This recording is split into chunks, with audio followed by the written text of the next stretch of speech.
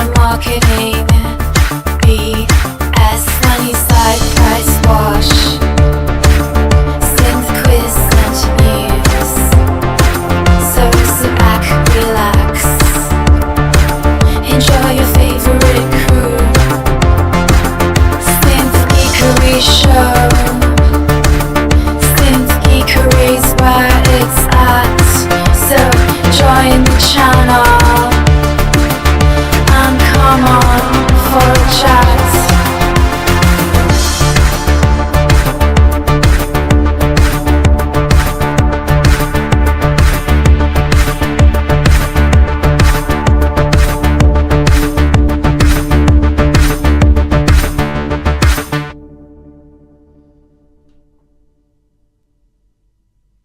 Hey, hello everyone. Episode 304. Welcome to the Synth Geekery show, as she just said. Well, the AI just said. Anyway, how's everyone? It's bitterly cold here. Hopefully you guys are sunny where you are and enjoying the summertime. It's middle of winter here in Perth. We're streaming from Australia, if you haven't worked that out from my Aussie accent, mate. There you go. Let's go and say g'day to our huge video guests this week. We've got Ian below and Chris on my right. Say g'day, guys. G'day, guys. Summer's here. We're going to have to hat on. We'll have to do the two Ronnies one day. It's a good note from me, and it's a good note from him. Beautiful. All right, we've got Darren's missing. He might turn up a bit later. He said he's been stuck at work, and Andy wishing him well. He's feeling a bit poorly, so he's decided to have a lie-in this week. So hopefully he gets better. Yeah, get well. But if you guys want to join us, we've got spots available. You can join us on Zoom. The link is in the chat, up on YouTube chat, that is. But if you miss that, there's the link there. bit.ly/Ranzee Zoom.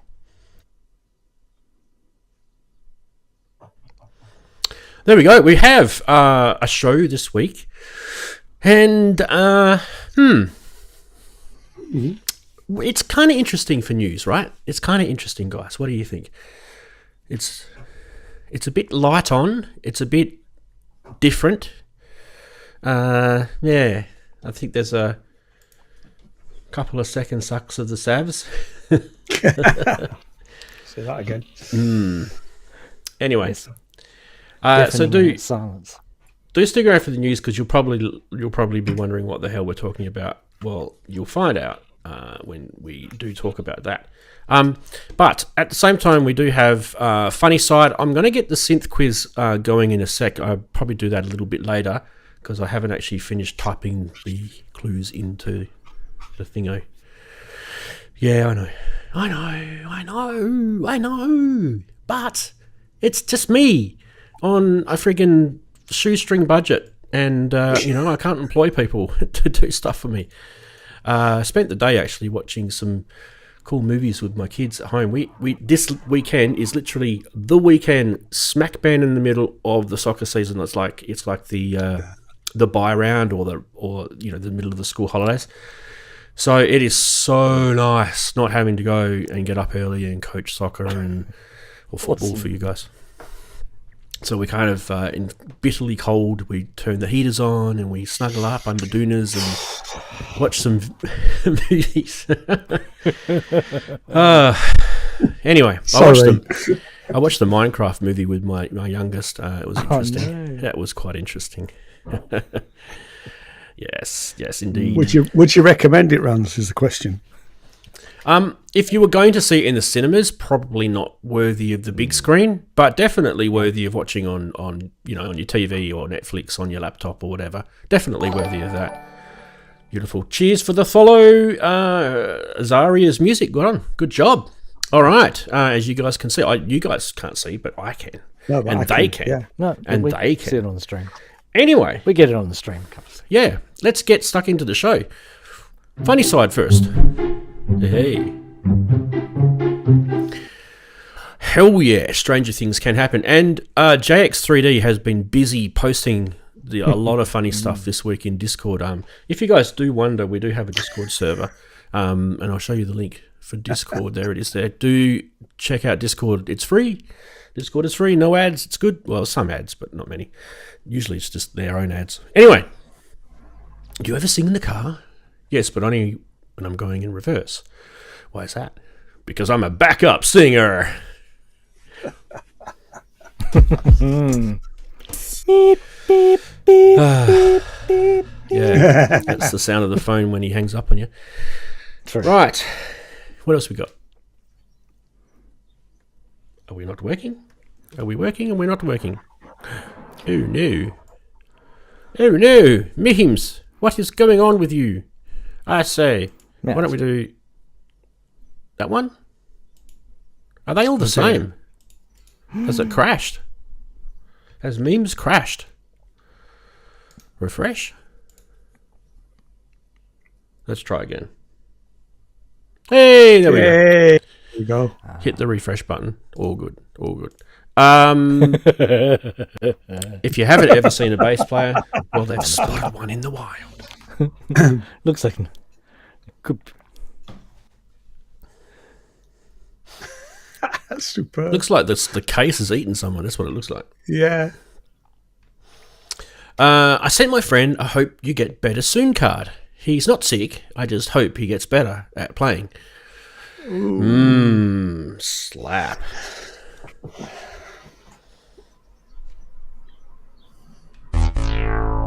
Indeed. Right. Next. This one was sent in by Babs.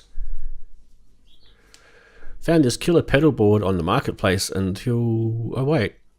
It's actually the fuse box of a Jeep. Actually, it does look like a pedal board, doesn't it? It's pretty cool. Nice one. Good on you, Babs. And if you're wondering who Babs is, she's Lady Aptitude. She's in the chat right now. Say good day to her. Last but not least, okay, you hussies, where's the Volca? Search me. Oh my god. Oh jeez. I mean, you don't have to ask us. We'll just do it anyway. But Yeah. look at the girl face palming in the background. This was Jim Hayward. This is the guy that runs the synth memes. He's a funny man. Shout out to Jim. This is actually really, really clever, I thought. Really clever. Very good. No influence this week, but we're going to run the poll. In the YouTube chat, the poll was running. If you guys are on different channels, I do apologise. It is just for the YouTubers today. Exclamation mark, vote, space, and the number that corresponds to your favourite meme.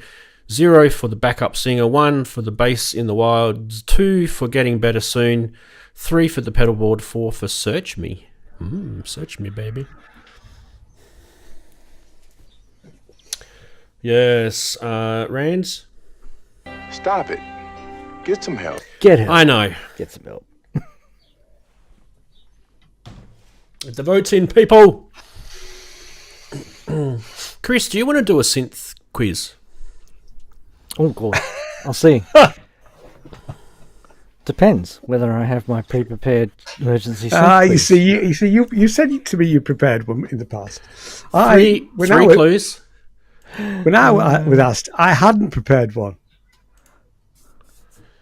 3 clues, and then just you can send them to me via some secret messaging format.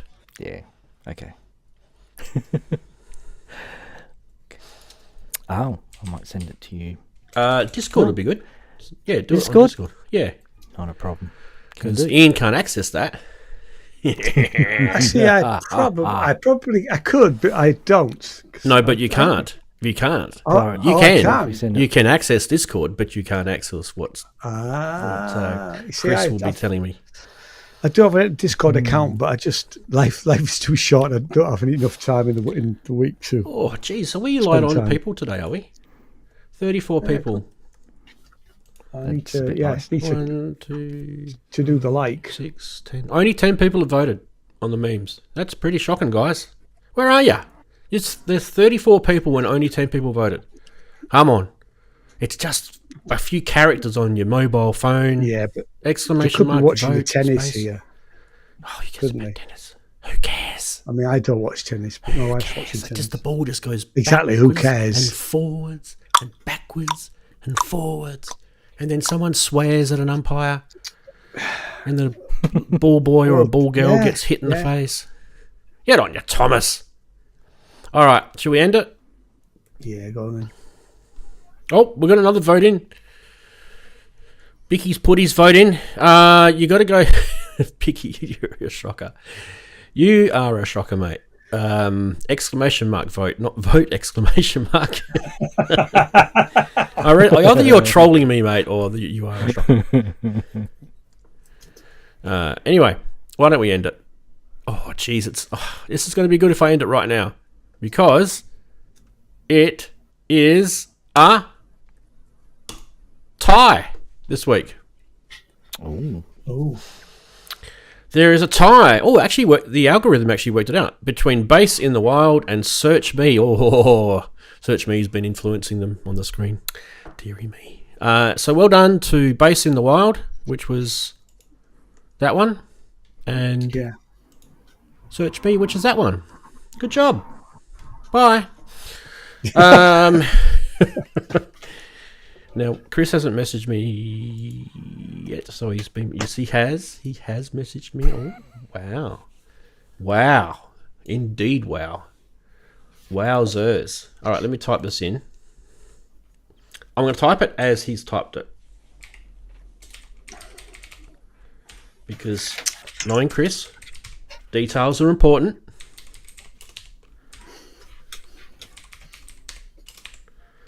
I reckon it's good.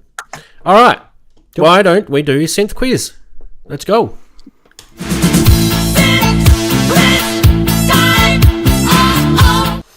And all the clues have updated. I just checked. That's awesome, actually, how things are actually working properly today. Don't speak too soon, Rance. Oh, my God. All right. Touch wood. Yeah, touch wood. First clue. Ready? Set. Yep. There. Structure. Oh dear. Get some structure in your life. You know, it's nice if you had a bit of structure in your life, especially around your synthesizers, because I kind of feel like there's a bit of structure missing. You know, like finishing some of those tracks that are sitting on the hard drive. That's not very structure-like, is it? So just try a bit harder. Slap. Right. Yes, Dad. Yes. We should do So he some talks to news. his kids. We should do some news. No, he doesn't. He doesn't. You wouldn't get away with it.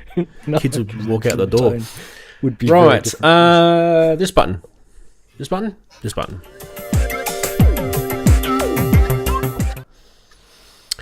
Ooh, dearie me. Geez, that stinger was a bit quick today. Or was it just me? Yeah. Anyway, Behringer have released another Mogafogo. And if you haven't been watching YouTube and things like that, you probably would be thinking to yourself, oh, that's really cool. Or maybe not. Anyway, so here's the BM13. And if you have been living under a rock, the Bogafogas are clones of the original Moog Mogafogas. We really don't like their videos that much. I'm sorry. It's just not good. But somewhere in the video there is actually a synth playing along to it. Yes, I thought they'd fixed it. I said, oh, people don't like our videos. It must be because we don't have synths in them. Here we go. Let's see if we can get... We'll get that bit doing first, and then that way, yeah, I know, Chris, it's kind of disappointing. Anyway, he did do a synth to this one. Let's go.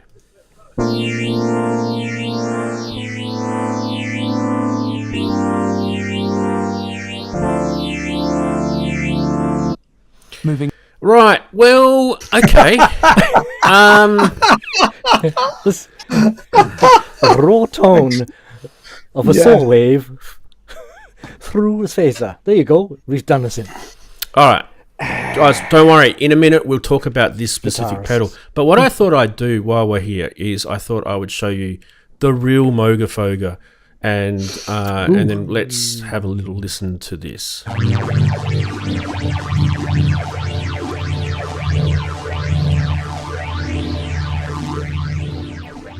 Anyway, that's the rate. Enough playing around with that. You guys get the idea. So let's have a look at the LFO amount. Now, it says in here that LFO amount, adjust the amount by which the LFO output varies. I'm wondering, this video is on my channel. Mm-hmm. Okay. So, there's your sweep. And there's your rate. Let's get a...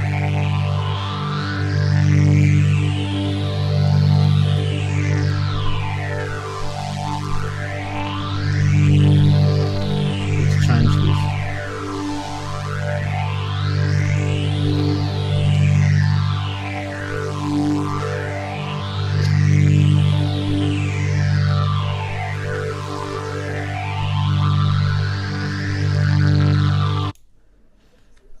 Okay, and then let's go to here. Weak spots in this. So...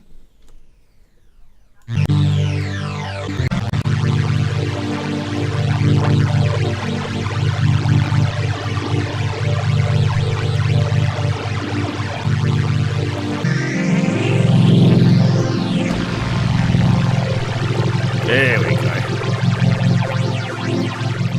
So there you go, playing around with a bit of stuff there. There you go. That is the Mogafoga, which I used to own and don't anymore. And I got a nice little bit of money for it when I sold it second hand. This little baby is coming out soon. I reckon it's being released to the distributors. According to my sources anyway, and we're looking at 119 euros or 119 US, something like that. Street price will probably be, I think it'll be 99. I reckon that'll be the street price, which means in Australia it'll probably be about $5,000. Anyway, if you're wondering what it is, it's a 12-stage phaser. It is 12 stages. If you guys don't know what 12 stages means, it just means that there's basically 12 different stages to the phasing of the duplication of the signal that's come through, and then that creates that beautiful sort of harmonic-y sound that you get, and then you get some kind of things like resonance control and the sweep and things like that over it. You can actually switch it down to a 6 stage. There's a little switch in the middle there, and it is all analog according to Behringer. The question will be, as I said with the previous Bogafoga, will be how close is it to the original? Now, it's going to be difficult to, unless they copy the circuitry completely, and they do hint to that in the video, by the way. They do use careful marketing terms, so I'm not being sold on it yet. And obviously, being a previous owner of one, I would be able to tell you straight away when I get one of these whether it is on the money or not. But all the features are there from the previous one. So the drive, the sweep, the amount, the rate, the resonance. On the back, there is some connectivity, which is pretty much the same. You do get the ability to run 2 outputs on it as well to get that stereo sound. You heard on my video I had a stereo sound effect on it. Yeah. And that's because of the 2 outputs. So it does have that as well, which is good. Apart from that, let's hope they get it right. You guys, any thoughts? I'm going to wait until you've got one before I consider buying it. I want to know if it's. I mean, I'm not hugely fond of the phaser sound, if I'm honest, but watching your little bit of video there, it did almost sell it to me. You know. But what will probably happen is I'll buy some of the others and then want the whole set. Oh, here we go. Here we go. Are you ready? Addictive. Are you ready? Oops. Collect them all. There we go. Yeah, that's it. Yeah. Yeah. Dun, dun. There we go. Collect them all, indeed. That's what Behringer wants you to do, and that's what all synth companies want you to do, really. Yeah, booger effect. The I think the price is good if it's £100. Yeah, that's you the know his thing. effect. It's that price is kind of hard not to give it a go, isn't it? What's what I mean? If it look, Kent's just said. Sorry, Rance. Kent's just said if it sounds like the one in the vid, I wouldn't bother Ian. So there we go. Interesting. I think they just chose the wrong synth. Yeah. Seriously. I Well, they had had their opinions before. they had an opportunity to choose a different patch on that synth, but they just chose the wrong thing to put through it. Really, I don't know.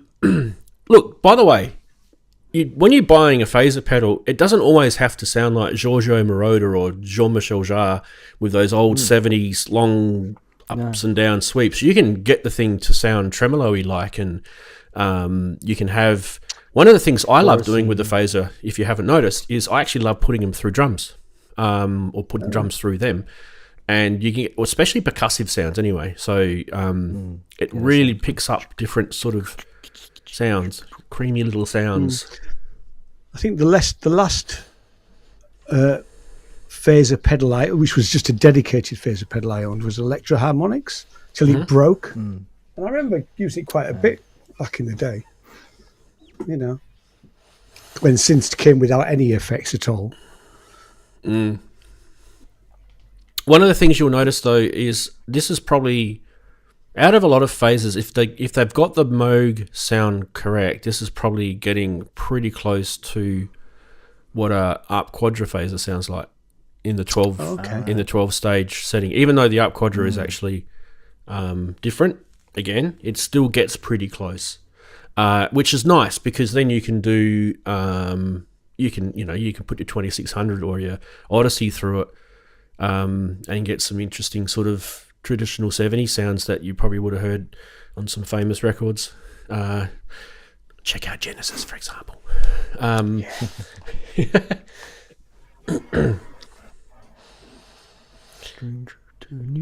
Yeah. Anyway, it's nice. I kind of feel like if anyone was to buy it, it's a bit like their Juno pedal that TC Electronic did, but it's Behringer. And they never quite got it right, so they ended up having to bring a second one out, and they still didn't get that right either. Anyway, bless them. Yeah. They're trying. But yeah. Rance, do you know anything about the circuitry in this one, the original? Only what they've told us on the video, mate. I haven't actually seen Red or any. No one. Well, I don't know anyone who's got one yet. So, and you know what? It's actually interesting they didn't actually send me one to test out too, because I have all the. Given your reputation, yeah, I have all the gear here. At some point, somebody will do a direct comparison, won't they? Somebody will have the original one and they'll compare it directly. Yeah, you just have to wait for that. Yeah, I mean, I don't miss my other one. Because I got what I needed to get out of it, and I moved on. Big old boxes, aren't they? If you got all of them, you had all of them, didn't you? Yeah, that's the only thing that kind of puts me off. It's just how big they are. They're chunky, aren't they? Couldn't they have made them smaller? But they weren't going to do that. Yeah. Chatties are saying a fair bit about it. So they're all sort of singing the same tune as us, I guess. It's let's see what it's like type thing. I think for $99 street price though, guys, I don't think it's going to hurt you too much if you got it. No, and you were disappointed. Exactly. Yeah, if you ordered one or something, but otherwise until it gets in the store, and you can try it. Or the next one if that doesn't work, or the next one if that doesn't work. Yeah. Keep on pulling them off the shelf because there'll be 500 of them on the shelf. On my website, there's an article about it, which is that link there. You guys can go check it out. There is actually I might just go there now. There is actually a nice photo there of the pin outs on the back, the connections on the back, and you can see that there is one audio in and an audio out and an aux out. Now, the Mogafoga had a similar setup, and the way the audio in and out works is kind of cool. You can actually get a bit of a stereo effect with that. So when you do get one, play with that because that's cool fun. The other thing I wanted to show you is down here I did a comparison table, and as much as I couldn't see really anything feature-wise. This comparison table is just features, right? I couldn't see any difference feature-wise other than maybe the quality of the enclosure might be slightly different and the price. According to according to my sources, the Behringer is smaller than the Mogafoga physically. Fractionally. So as a result, it gets the compact tick. Just. Good drink. Yeah. But yeah, anyway, you guys can check out the rest of that later. Cool. Yeah. If we want to talk more about phases later on, after how your week's been, Yeah. I may have something to show you. Yep. Oh, definitely. And I've got something here as well. Yeah, that's right. Coming up, guys. Yeah. Stay tuned. If you like Roland System 700s, you might like Ooh. that. Right. Okay. The next thing is, before we even show you what the next thing is, it gets the second Suck of the Sav Award of the year. It needs a sound effect. Doing. It does. Jews harp. Yeah. Or Got one sizzle. somewhere. Let me find one. Something sizzling on the barbecue. Yeah. What can I use? Boing. What can I use? Or a Uh, Looney Tunes sound effect. I could do.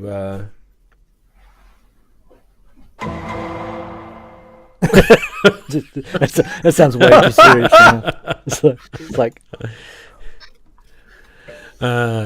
All right, let's have a look at what the next one is. The next one is jail.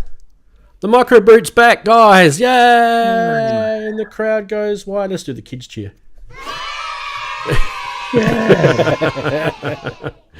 Because that sounds about as fun as And it is. as watching the Jimmy show when you're a kid.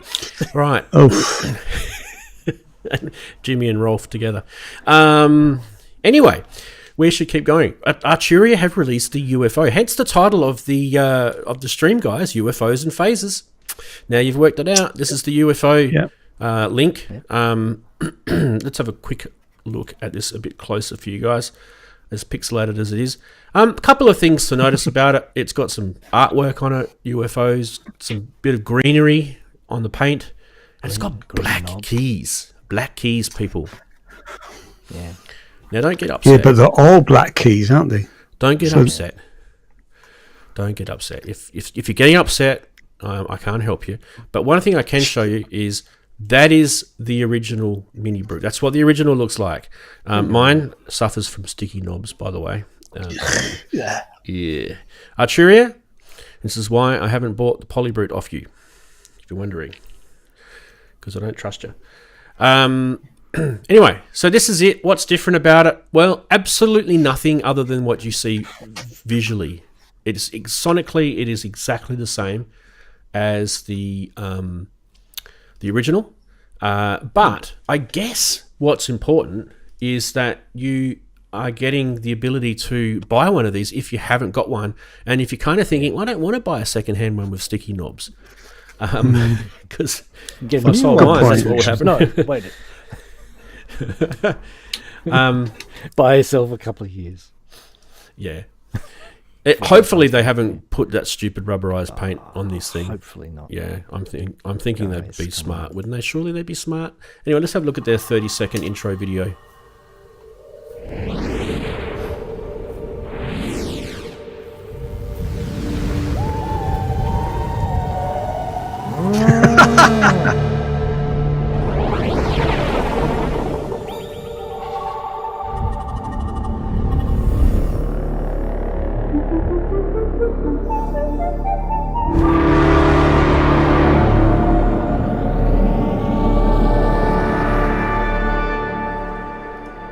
Yep, there you go.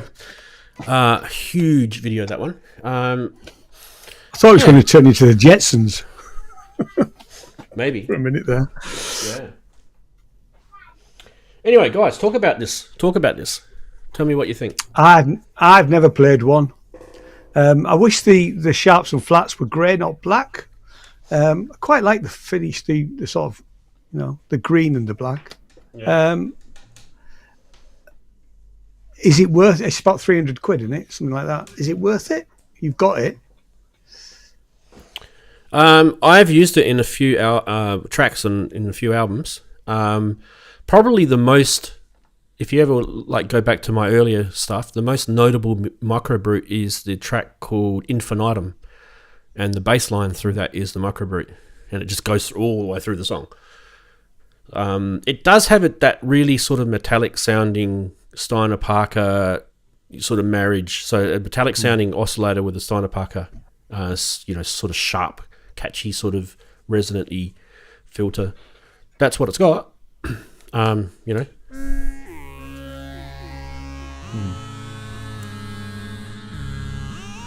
Yeah.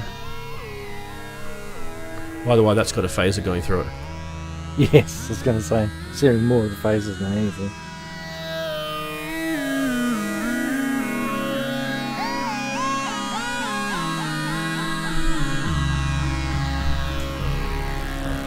It's got quite a big sort of mono synth sound.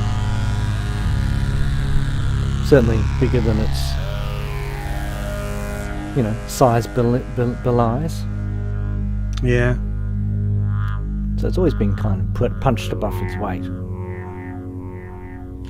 Are the pitch and mod sticky as well, Rans? Oh, yeah. So it's all of that stuff. Yeah. So you can't just change the knobs. Oh, it's sticky as Yeah, hell. you should be wearing gloves. Yeah, I hate that. Sure, that'd be an excellent demo. Hang on, I'll just put on my gloves. Yeah, Here's the Microbrute. And you just deadpan it the whole way through the video. Don't mention it ever again. yeah. That's what she sounds like. I think there's absolutely nothing it's wrong with the way she sounds. Yeah. No, I It's agree. actually a beautiful sounding synth. Yeah. Quite creamy. What I would like to see is this in a eurorack form. I reckon that would be awesome. Yeah, imagine just at least a voice with the filter in it. That'd be nice. Well, just that oscillator that you see. So Yeah. it's probably better if I show you this way, And the because you can see it's quite a cool oscillator section with the mixer. You've got a couple of options. I mean, it's basically a single voice oscillator, but as you can hear, it's got a sub sound, right? Yeah. And you can bring that out. You can also get a fifth.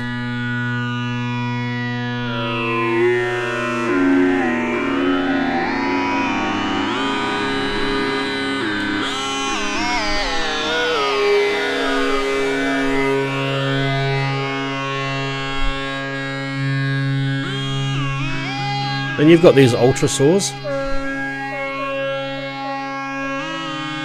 And then you've got this overdrive. So basically the oscillator from there, anything to the right overdrives. Yeah. So it's overdriving it now. And then you've got the brute factor. So what does the brute factor do? It's like a mungy distortion. All right, okay. Attitude, basically. Yeah. The metalizer is also another different tone altogether.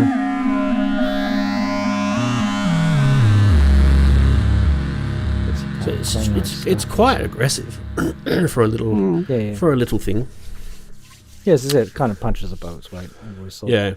There's a few cool features on there as well. On top of that, there's the little sequencer on there, which is a little bit of a bitch to use, but other than that, you can get some interesting things out of it. Personally, you can just use MIDI to sequencer, and that's fine. It does have USB MIDI connectivity on the back, and it also has one thing it always suffered from. It has only got the MIDI in on the back, so it's only got MIDI in, and people used to whinge that, hey, it would have been nice if I could use the sequencer to sequence other stuff on it. I don't know if anyone ever got to the point to actually hack it. But yeah, the other thing I haven't mentioned at all, which is literally the massive elephant in the room, and that is the mod matrix. Yeah. And if you guys remember, so this synth came out 2013, was it 2012? 2013? I'm thinking it was around 2013, right? Now, when you think about 2013 is 12 years ago. And 12 years is getting on a little bit. One of the things that I want to sort of make a lot of people aware of it, we take for granted now, is that mod matrix was really a big nod in the synthesizer community that Eurorack is here and it's part of what we do. And this synth was one of the first to really kind of have that connectivity to that sort of side of the world. And the other thing I think you guys will know is that synths in the past, they'll have CV controls, but it's all at the back of the synth, right? So it's not prominent on the front panel. So this is why this is kind of cool. There are other synths that have got some connectivity across the top, but this was really the first one that really kind of made a bold statement about Eurorack connectivity. And that what that meant though is that we could join this with other devices and get some cool sort of features with it. Also internally connections within this too. So you've got some your normalization of your settings, but you can then route things to other spots, and you've got the controls to do it with these little patch cables. So I thought that was pretty cool in the day. It wasn't the reason why I bought it, but I thought it was pretty cool anyway. So who wants to buy a Microbrute today? I know, Chris, you don't have one, do you? So No, so I'll look at it. Yeah. price-wise, you're looking at... this is the only thing I'm not really 100% happy with. High side, isn't it? Yeah, it's around about the 600 Aussie dollar price. Yeah, it's a bit... Or about £300. But, one of the Roland boutiques is about that price, so Yeah. I think it's better value than most of the boutiques. So I thought I paid less for it than that. Oh, you probably did. I think probably did, because when they were coming close to their end of manufacturing, they were definitely going out cheap. I do remember them going on sale. What year did I get mine? I don't even know if I've got a receipt in here. I'm not sure. Probably not. But if I go back, I reckon I've had it since at least 2014.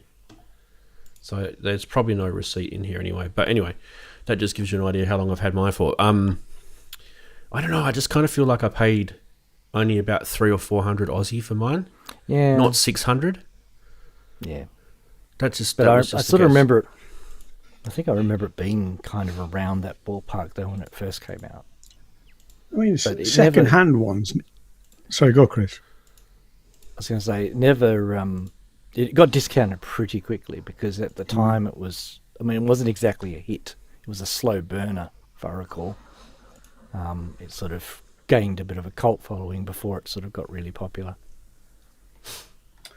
That's my. Yeah, I mean, it's the second. remember- The current. Sorry, the current No, you go, second-hand price for them is between 200 and 250. So if you think it, so you could argue they've held their price pretty well, and at those sort of prices, you may as well if you're going to get one, get a new one. Well, if you are going to get a used one, my recommendation would be to get the SE version, the special edition, and they actually came with like a pale blue or a pale yellow. If you're into that. But the most important thing is I don't think they'll suffer from the sticky knob syndrome because they had like transparent acrylic sides and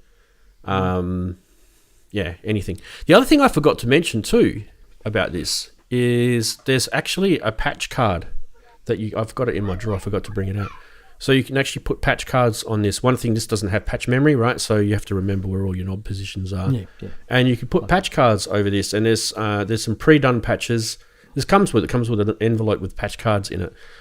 I'll try and dig it out a bit later. And then there's a template one which you can use. And you can, using like a whiteboard marker or a permanent marker, if you like your patch that much, you can put your patch card on there and remember where you put your stuff. Which I thought was a nice thing as well. It kind of reminds me of the Korg patch cards of the day. Yeah. So I thought it was kind of a pretty interesting synth in that regard. It kind of had a few sort of quirks, good quirks, like the mod matrix, the patch cards, the compact size of it was, I mean, it's really small. It's really tiny. The keys, look, this is not a player's synth. This is a tweaker's synth, or a little, get a little sequence going. But one of the things I found out is that apparently a lot of guitarists love this because it's compact. They could have it like on a little music stand next to them, and they could just run a little bass, sequence through it or something like that, and tweak, some of the, maybe might move the mod wheel or something during a track, or change the transpose of the sequence while they're playing their guitar, because it didn't take up any space, in front of them. So it was quite popular with guitarists, and they could plug their guitar into it too, and use a filter. So things like that. Yeah. Anyway, price, Arturia is a thumbs down for me, the price. Me too. But re-releasing it is a good idea. I'm happy with you guys doing that. It would have been nice if you put the MIDI out like everyone wanted on this. They always wanted a MIDI out on it. And hopefully you guys haven't done sticky knobs. So they're the sort of take-homes that I would take from this for me. But I think anyone who's really been wanting one of these, and they'd like to have their own with a warranty and it's brand new and everything like that, go for it, Yeah, I've just logged into my account to see if it was any cheaper because of the other stuff you bought, but it isn't. It says here it's €349. Yeah, which is what, $2.99. Yeah, UK pounds. Thereabouts, isn't it? Yeah. Yeah, I think it's a bit pricey for what it is. There's if you think about it, there's an awful lot of other mono synths out there for £300. So it's in a very competitive market, isn't it? Even when it came out, it was. Sorry, Chris. I was going to say, it's almost like they had to retool it.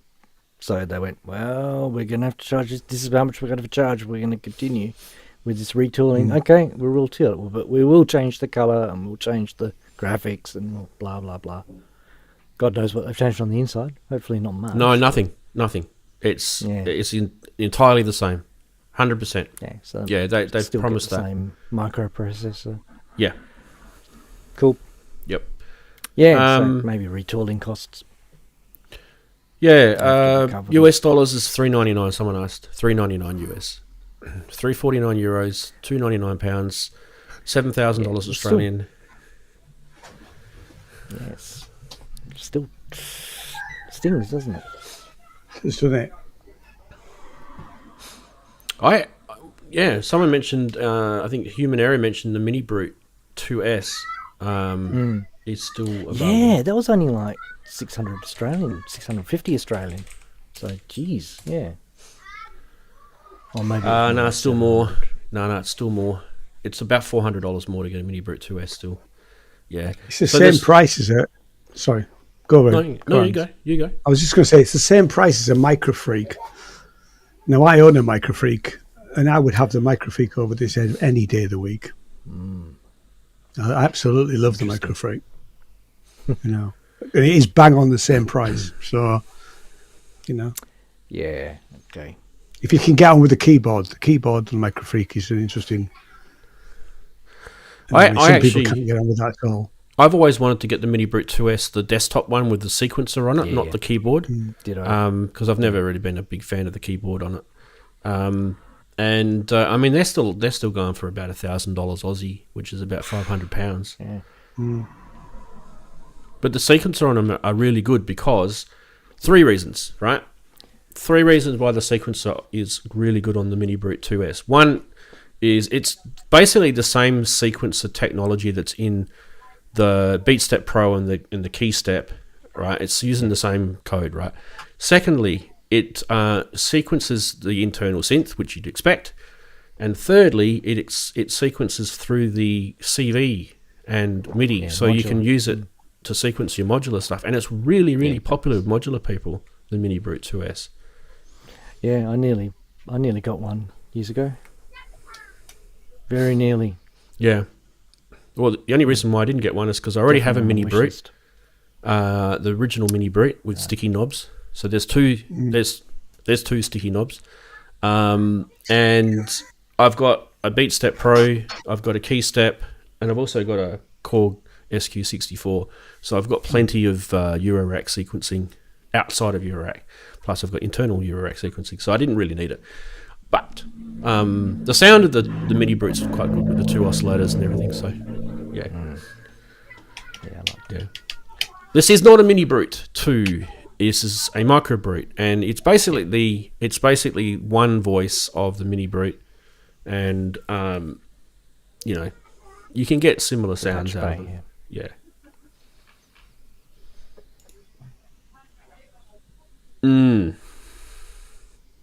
Anyway, just quickly checking the chats, and looks like they're all pretty much on board with us. Oh. Yep, that was a good sign. Cool. Last. Oh. What is this? Looks a bit Euroracky to me. If you can hear kids playing in the background, it's not from It's me. No, it's me. It's next door. Ian's neighbours are playing. Yeah, they've got a pool. That's nice. Yeah, I was going to say, that's what happens when they get good weather down there in England. Yeah, you see, I have to have the windows open and the door. Warm weather. They start coming out. Hang on a minute. I need to. I'm sweating a bit. They stop watching EastEnders. Time for a snooze. And Robbie says time for snooze. Absolutely. Time for siesta. Yeah, absolutely. Yeah. Afternoon siesta. Yeah. Sounds like a All good right. idea. Boys, what is this? What is this indeed? This is by Mnemomic Devices. This is called the Mikado or MD003. I'll tell you a fair bit about this actually. It's kind of interesting. But before I do, let's have a little look at the video. And we'll answer some questions before we even talk.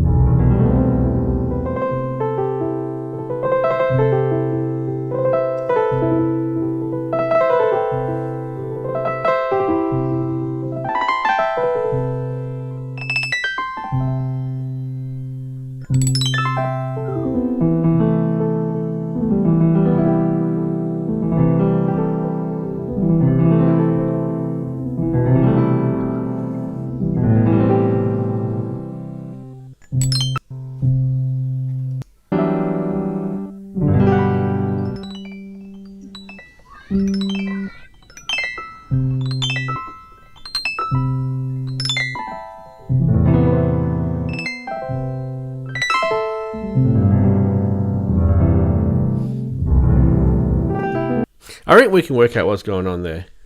I can tell, you know, when you've been around a fair bit and you've seen other products releasing things, you can kind of tell what algorithms they're using with their sequences to generate notes and things like that. And you can kind of recognize some similarities with other similar products. But anyway, what you're looking at here is they're going for this form factor. It's a really, really big module. If you haven't worked that out, it's a massive module. It is a generative sequencer. It is a Berlin company from Germany, Mnemomic Devices. This is basically designed for live performance. That's why it's got the big buttons down the bottom, which you guys saw in the video. And it's nice, colourful too. That graphic there does not do it justice. I actually think the video looks kind of nicer with the colour. I might actually just leave that up, actually. So what are you getting here? You got... it's kind of like a blend of deterministic sequencing with Turing machines, collision simulations, cellular automata, and a Lorenz attractors, which I find was interesting. There's a little 1.9-inch RGB display too, which is kind of cool, that it's actually full color. 8-track sequencer with 128 steps per pattern with parameter locking and micro timing. You've got those 4 generative engines, like I said before, the Turing machine, the collision simulations, the cellular automata, and the Lorenz attractors. And that's where I was recognizing some of these algorithms, because some of those algorithms are now open source. They're on GitHub and things like that. They've just picked them up. But you do get some cool sort of performance tools when you're playing with this live. Like you've got things like holds and staging. You got fills, which he was doing in that video. You would have noticed he was doing fills. There's solos and the swaps. I haven't really worked out what the swaps is, but I'm guessing it's to do with swapping sequence or modes, maybe. There's some macro controls as well, which would be nice if he went into. There's 4 LFOs, 8 16-bit modulation outputs, which you can see up the top, and quite a lot of I/O up the top there. So 16-bit CV inputs, clock reset in I/O. You've got MIDI TRS or USB, SD card for getting information in and out, storing it, project and firmware updates. 36 HP is what people were asking me in the chat. It's 36 HP. It is designed and built in Germany. Chris, it's about 1,180 Aussie dollars, or normal RRP would be 750 euros, but at the moment it's currently discounted to 690. So there's a 60 euro discount there at the moment, but it's sold out, which kind of annoys me because they've just released it and they've sold out. So what I'm kind of working out is I think they're just showing the prototype, and they're taking orders, and they're expecting them to be Q3, Q4 this year for shipping. So who's this for, Ian? Right? Who is this for? Anyone? Well, if it was in a box, it would be for me. You can put this. You could pod this, right? Put it in the box. Yeah. No, I like it actually. Anyone who likes that sort of generative sequence type stuff, and you may want to just have that blending into melodic stuff. So that might be background ambience, and you might want to have melodic stuff over the top, layering it. It's always good. Or if you like, because it's Eurorack, you might like the tightness of it. So that's one of the things that attracted me to Eurorack in the first place, was just the tightness of the rhythms and things that you get. It's not MIDI. Especially those rapid notes. Yep. She was showing off there. And I think the other thing too is, if you are someone that prefers hardware over software, this may be, that sort of, might be attractive to you for that. A couple of things about the prototype. Some features, like the beat repeats, are still in development, so the spec of what's written on their website might change. They've sort of made a little bit of information there. What else did I wanted to tell you about it?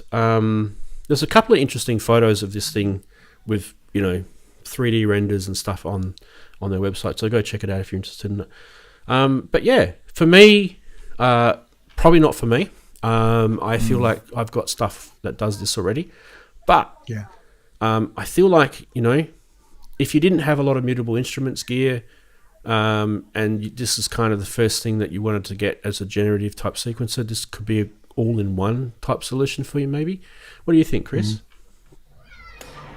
I think I have to admit, it kind of bends my mind a bit, kind of a bit overwhelmed by the combination of that much I/O and that little. I know it's a lot of interface, but that to me that's too little interface for the amount of output and input on the top. Sort of, I would be expecting a larger screen, more macro knobs. So it's probably not for me in that sense. I mean, what is the screen actually doing? What is that little screen actually doing? Well, that particular display, it seems pretty obviously it's showing you the what the generative sequencing is.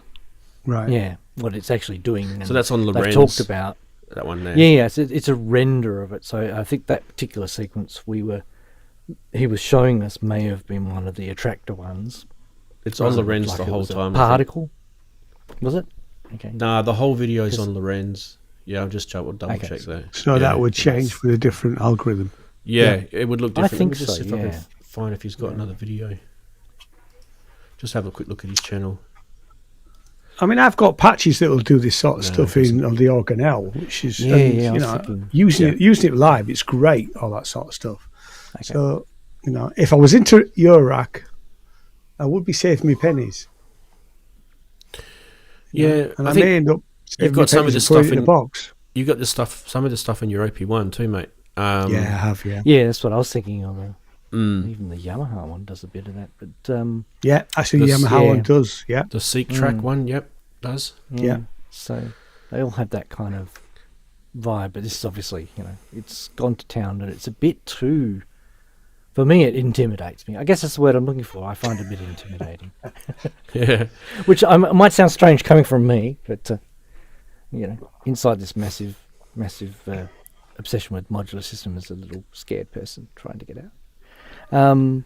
This guy's probably built this, Chris, for himself, thinking he had a need, right? And he thought, okay, I'll make myself something that does what I want to do. The problem you've got when you've got when you want to do multi-voiced type sequencing stuff in Eurorack, you end up with a lot keeping of it together. Yeah, you end up with it Keeping it together and under control. Yeah, an, so I, obviously an IO nightmare. That's what you end up with, Yeah. basically. Yeah, and it becomes even more unwieldy. So this is probably, a complete solution to that kind of problem of it not all being homogenized. Yeah. Yeah, it does make a lot of sense having different, all your different generative sequences all in the same box. I'm wondering if you could have had two screens instead of like one big wide screen. Or a wider screen. I know we can't choose our size of our screens. Well, that's what I'm Because thinking. it's not a perfect world. He definitely could have fit two screens in there. He could Two have, screens, maybe. and then you could have had one screen giving you sequence-based data, and the other screen you could have your little fancy graphics and stuff on there. Yeah. Your performance graphics, I guess he'd call it. Yeah. €690 at the moment, guys, was the price for this. I feel like the video, he needs to show this connected to some other gear, not just that sort of piano sound. I think it needs... yeah. Yeah, that was a bit of a strange choice, wasn't it? For a video. Get it in the hands of Ben or someone like that. There's plenty of German guys. Get it in the hands of some of those German guys. Yes. Yeah, some great stuff. Anyway, Yeah, hardcore people. Mikado. Yeah. Mikado. No relation to Gilbert and Sullivan. Two little girls from school. Isn't that the Mikado? Oh, I don't know. Very Gilbert model of a Sullivan very well. modern. Yeah, major general. Yeah. Modern major. Modular. Modular. Hey. Major modular. I was trying to work it out. If I was clever, I could have. Guys, that's it for news. Let's do a synth quiz second clue while we're here. Are you ready? That's not it. Oh, right. Okay. No. That's not it. Oh no. That's not it. Hang on. Something went wrong I've there. written P down there. Let me cross that out. Let's see. What did I send? Yeah, it is. That is correct. Yeah, that was right. That is correct. Oh. Yeah, no, I'm good. There you go. Done the That last is one, correct. I would have given it away. That is correct. It's good. The spelling and everything is correct. So I'm not even gonna. You guys can see that. That's all good. All right. Beautiful, Okay. Beautiful indeed. We shall get rid of this. So that's your second clue. Right. Well, while we're doing clues and stuff, we might as well go across to Price Watch.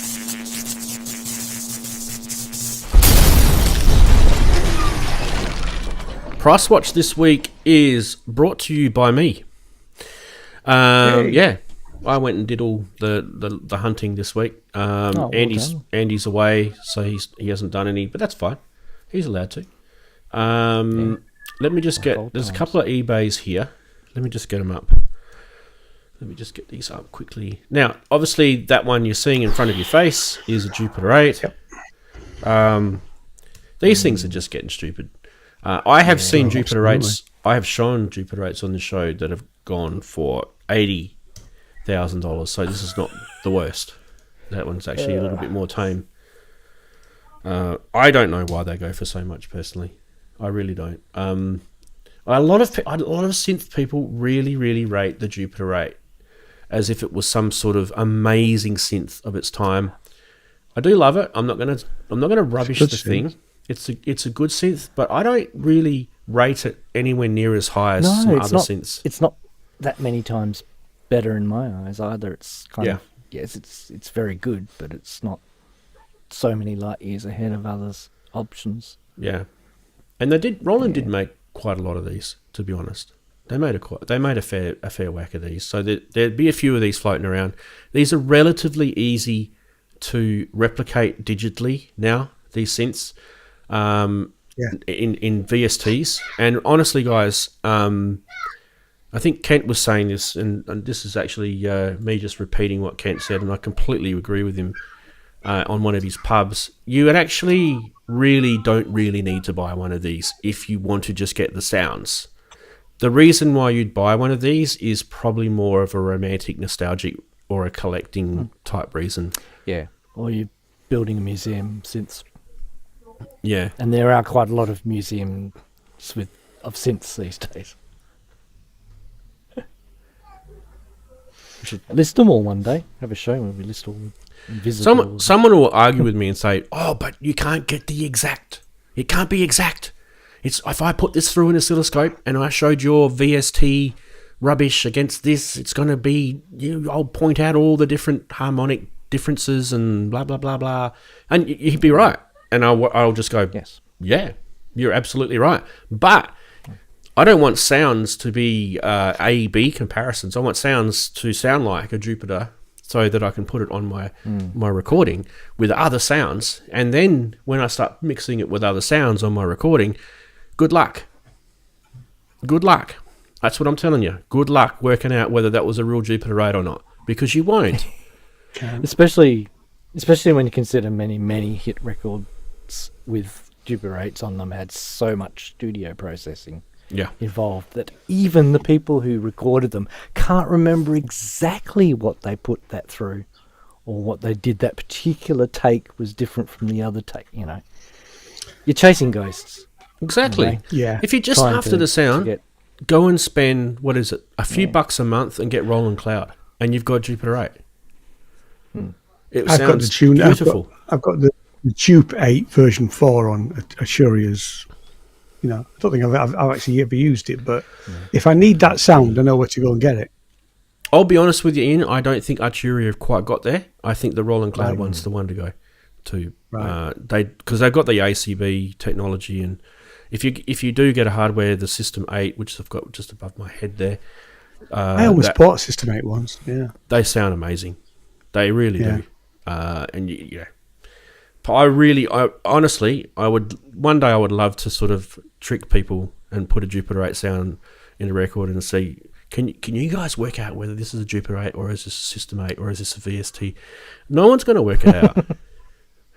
Because at the end of the day, who gives a shit, right? But the people that argue about this stuff, they are never ever going to please a listening audience with their argument about how I've got a real Jupiter 8 and it's on my album and I'm amazing because I stuck it out and I spent $80,000 buying one, and I don't think you're winning in that sense. The only time you're winning is if you really, really want one, you're collecting, you're a synth person that's nostalgic, those sort of that corner of the world, go for it if you're that person. And hell yeah, mate, if you get to play one in real life, they're friggin' awesome fun, right? So they're a beautiful synth. Oh yeah. I played one in the studio back in the day. Yeah, it's great fun. Anyway, don't spend $7,500 on a synth, guys. That's getting close to 40 years old, because you'll be knocking on Kent's door very, very quickly. You'll be spending about that much each year to keep it running. Yeah. Yeah.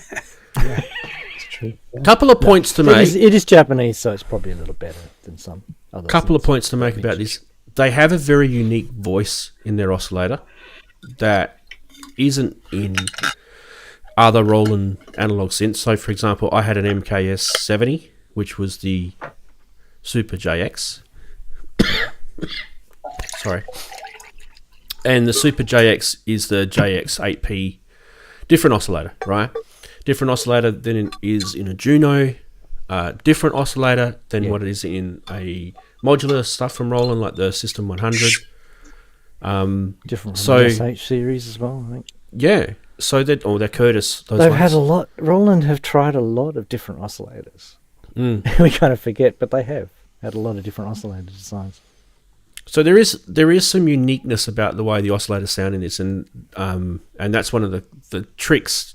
I mean, if you asked me about Jupiter 8s 10 years ago, I probably wouldn't be sitting comfortably with the digital renditions of them because I don't think they quite got it. But as soon as ACB came out, Roland nailed it. Oh yeah, they nailed it. I've seen AB videos with the ACB. It's really, really good. And go check them out on YouTube. They've actually got people with Jupiter 8s, A being these things with System 8s or the Roland Cloud. It's actually really interesting. Anyway, we should probably move on. Next. Hey, there we go. Oh. There's a CS30.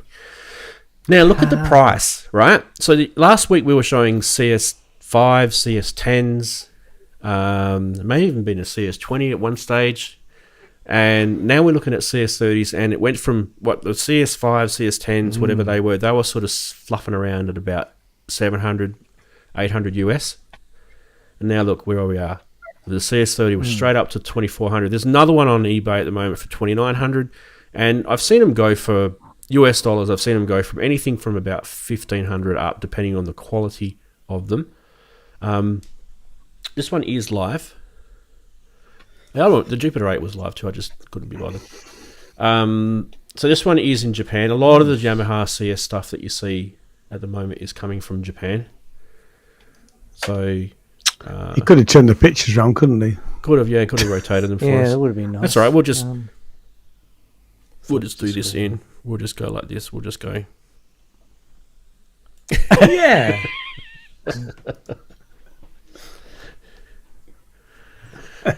Dear. Yes, well, it is definitely bigger than the other CSs that we showed before.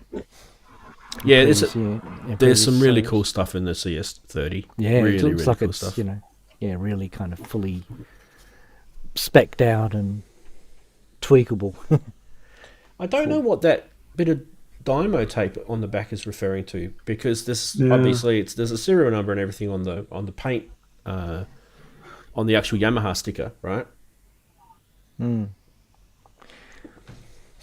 Yeah, you'd kind of assume that'd be. I don't know what that means. A serial number. Yeah, serial number 11658. Yeah. Well, it's the same. It was the same on the Dymo tape as it was on the screen printing. What was that about the outputs on these? There's 1 and 2, which is your mix, and then so you had 1 or 2 and 1 and 2. There was something about. So I remember someone saying to me, you can get a weird effect playing with the outputs on these. It's a bit similar to what was the other synth that I've got that does that? Is it the DX72 does that as well? I think it is. DX72 does that as well. Anyway, it's kind of weird. That looks like photocopied manual, boys. You really haven't tried that. Yeah, it's not an original manual there. But it looks like an original case. Okay. I don't know if it's it does. If it's the CS30 case, but it's definitely a Yamaha. It's at least a vintage Yamaha case. Yeah. Could be a guitar. I'm still fanging for one of these. I reckon that'd be nice. Yeah, well, certainly looks impressive. I don't know why Reverb wants me to log in just to look at shit. It's a bit weird. Anyway, next is on Reverb, and that is the ARP Avatar. And for those who don't know what an ARP Avatar is, it's a what? Guitar. No, it's not. What is it? It's an analog synthesizer. It's Guitar a road synth, case. It's a guitar. It's kind of like a guitar synth, right? Yeah, it is a bit. It was a really, really, really bad attempt. It doesn't have to be though, does it? No, it doesn't. Am I right in thinking? Because that's yeah. It doesn't. Because you had to. Didn't we see this on Alex Ball's video. Yeah, Alex probably did one. Yeah. Yeah, because it's got the guitar unit, that separate unit you plug into it. This was it. particular doesn't. So this is why he's saying it's not a guitar synth. But it does it's like have the, I don't know why, but he's got the light little connection Yeah, the gooseneck gooseneck. up the top. Gooseneck, and yeah. I don't think that's original. I think No. that's a mod. Doesn't seem original. Looks too modern. I don't really care about the case. That's definitely not an ARP case. But it's nicely done. These are pretty hard to get hold of. So, Yeah, rare. you know, that in that sense, there's your connections, right? There's your guitar connection there. Yeah. But it is basically an Odyssey with some extra smarts. With in it, some, yeah, some smarts like from the 2600s, envelope follower and that kind of stuff. So it's not quite a 2600, and it's a bit more than an Odyssey, but a 2600 doesn't do some of this stuff. And there's all that cool stuff at the back that you can do with this. So with the synthesizer interface. But yeah. Yeah, string numbers. Yeah, EAD, GBE. Wooden sides, lovely. String names, yeah. Lovely. Scratched and everything. And that's like a bit of wood. And Behringer, that's what real wood looks like. Anyway, that was... we like your fake wood. It's better than us. £2,350 is actually not too bad for that.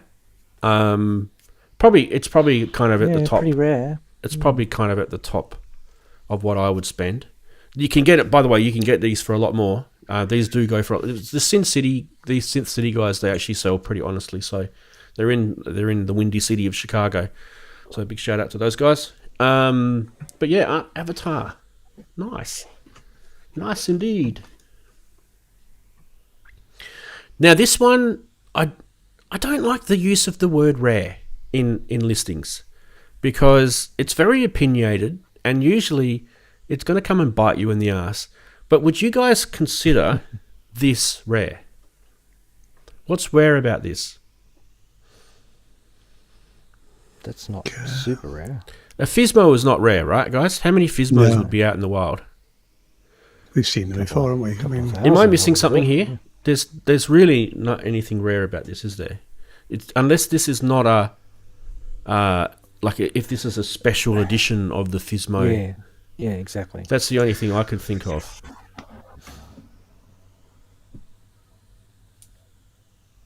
I mean, I remember I was almost about to buy one of these when they were out, brand new. And there was a guy I was mates with at the time. He was like singing the praises of this thing. And he tried one and I went, nah, sorry mate, not for me. And I think, I can't remember what it was specifically, but there was just something that annoyed me about it. And there's people that swear by these things. They say they're really good.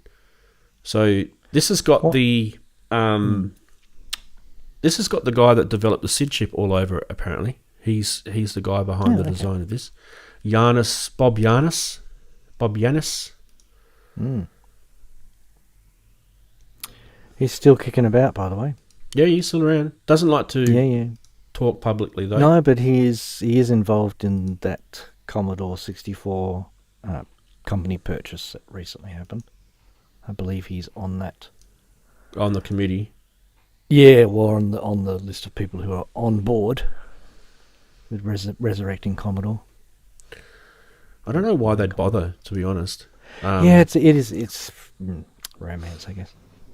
Well, I mean, the guy that used to own Commodore, right? He was a businessman, and it was about selling boxes to the world. And he did all sorts of things to try and get, people in front of this. So it was a different world, right? Now, what are Commodore going to do in today's society that's going to really shake up the computer world when you think about it? I don't get it. Yeah.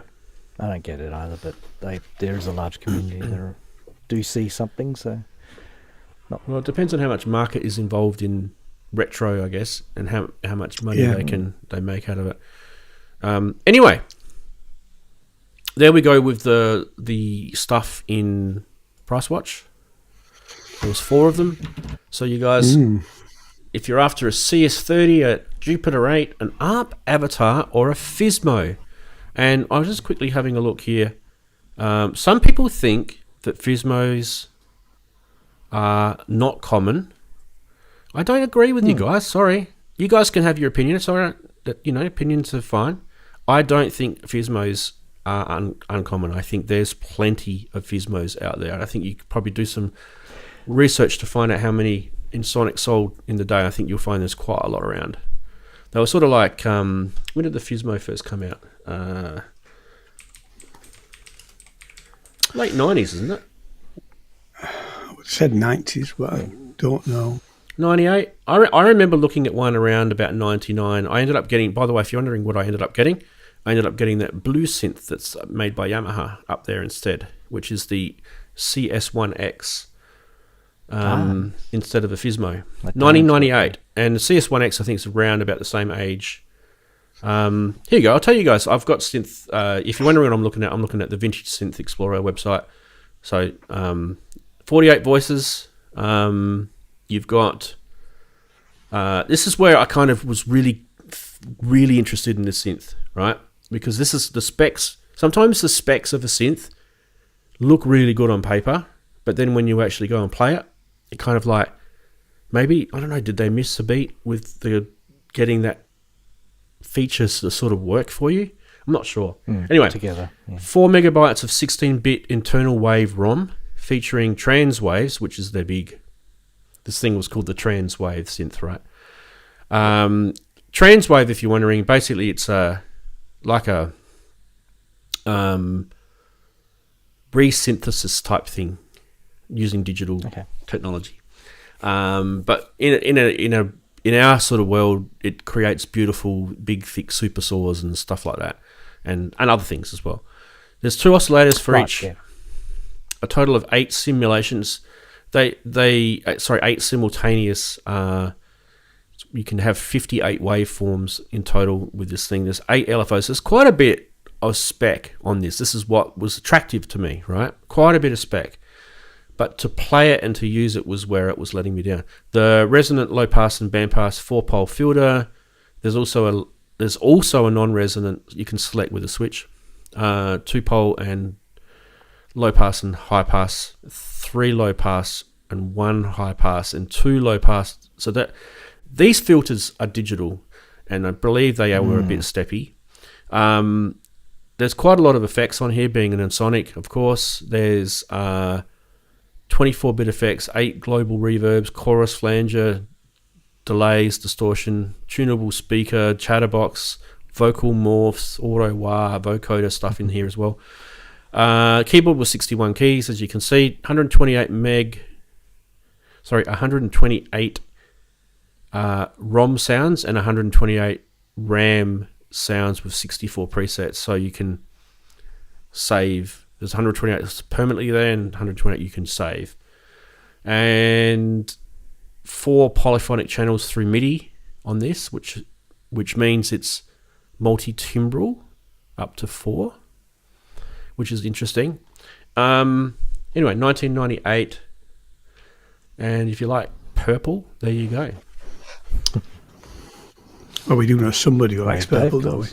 Yes. It didn't. Yeah. I'm pretty sure this. Dave colours. This didn't mention. I'm pretty sure this has an arpeggiator on it too. I'm pretty sure it's got an arpeggiator on this thing, and because that's one of the things that I liked about it. And the arpeggiator was actually pretty cool.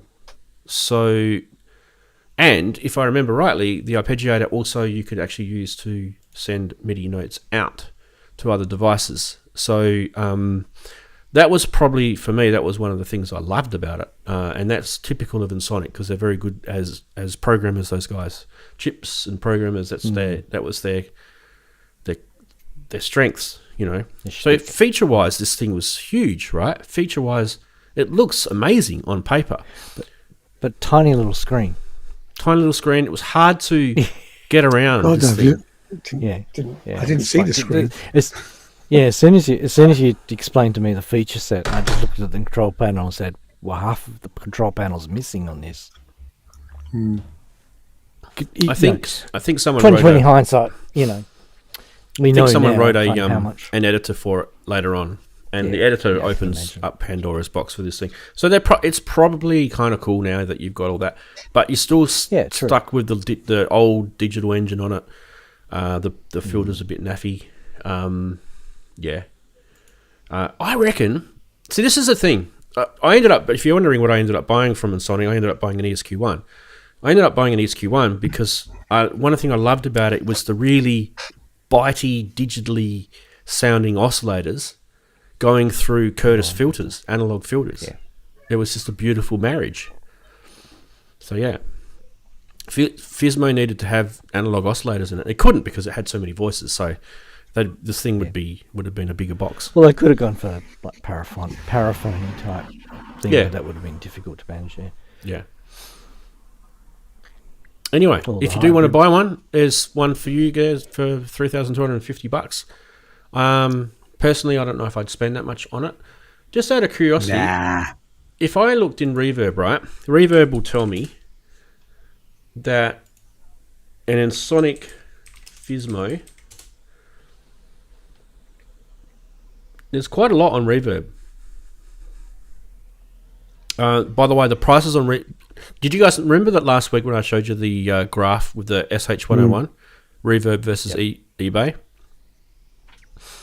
On Reverb, there's only one at that price there that you can see on the screen. The rest go from 4.5 right up to about 6,000 US for a Fismo on Reverb.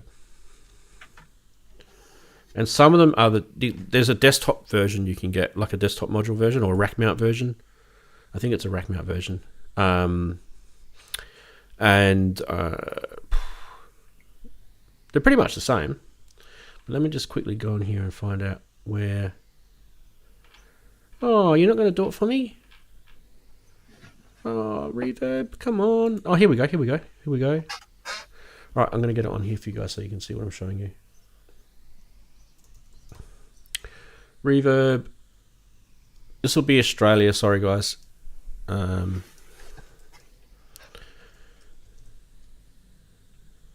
If I show you this... All right, firstly, what I'll do is I'll show you what I'm looking at here. These are Australian dollars. I tried to translate them into US. So you can see there was kind of one around the lower than 3,000, that one there, right? So that's probably about 2,000 US there. Okay, I could probably even change this to US dollars. And there's the rack mount one up there. It's probably around about 5,000 or 6,000 US. These two here, these three across the top. Anyway, so you click on one of these, and then you go into there, and this will tell you a little bit about the history of the Fismo. There you go. So you can see people are asking for some pretty massive prices. But if we look at the last 2 years, right? They haven't been doing too well in the last 2 years. Probably 3 years ago, they had that little peak in October. But ranging from, this is Australian dollars, so halve it for pounds, okay? Easy for you guys. So let's say £1,000 to 1,800 pounds for a Fismo. Would you pay that, Ian? I was muted, sorry. No, I wouldn't. Yeah. The other thing I think you got to remember too is when you do buy a digital synth and it's old, 1998 is not that old, but it is starting to get on. If any of the digital logic dies, depending on the digital technology and how cheap it is that you can replace it with, it can be a bit of a nightmare. So in the case of a Fismo, it's, let's say you bought one used and then the digital logic failed on it, right? Chris, you know what I'm talking about. You know, you can't just go and replace capacitors and resistors and things. When your digital logic fails, you've got to replace. So for me, with my ESQ1, so with my ESQ1, the EPROMs fail on them, and they're easy to replace because you just buy a new EPROM, burn your firmware onto it, and plug it back in. Away she goes, right? With these, they're like DSP chips or whatever they are, digital chips, and they're soldered in small SMC. So it's not easy to repair. So you basically are replacing it. A lot of it's basically throw it away. So do remember that. They can be repaired. It's not that they can't. It's just that they are, you got to look at the cost, right? Like if I was to repair my Microbrute now, I mean, this is actually a really good question that people get asked a lot. And, Kent's a good person to ask, Kent Spong. If I was to repair this, what's wrong with this? Well, nothing is wrong with the synth, right? But these knobs are all sticky. Can you hear that? Yeah, it's horrible, isn't it? Well, we can see it, yeah. Right?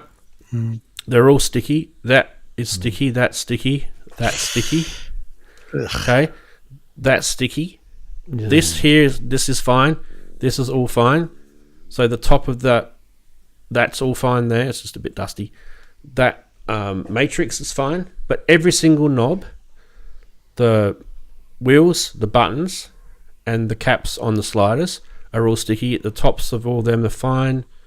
So I would have to replace 3, 6, 9, 12, 15, 16, 17, 18, 19, 20 knobs, 4 caps, 2 mod wheels, 2 buttons.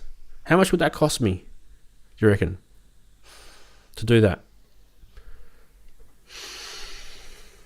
I don't know much about. At least $100, right? Let's say. I was going to say £50. So yeah, probably right. Let's say 50 quid. Say $100.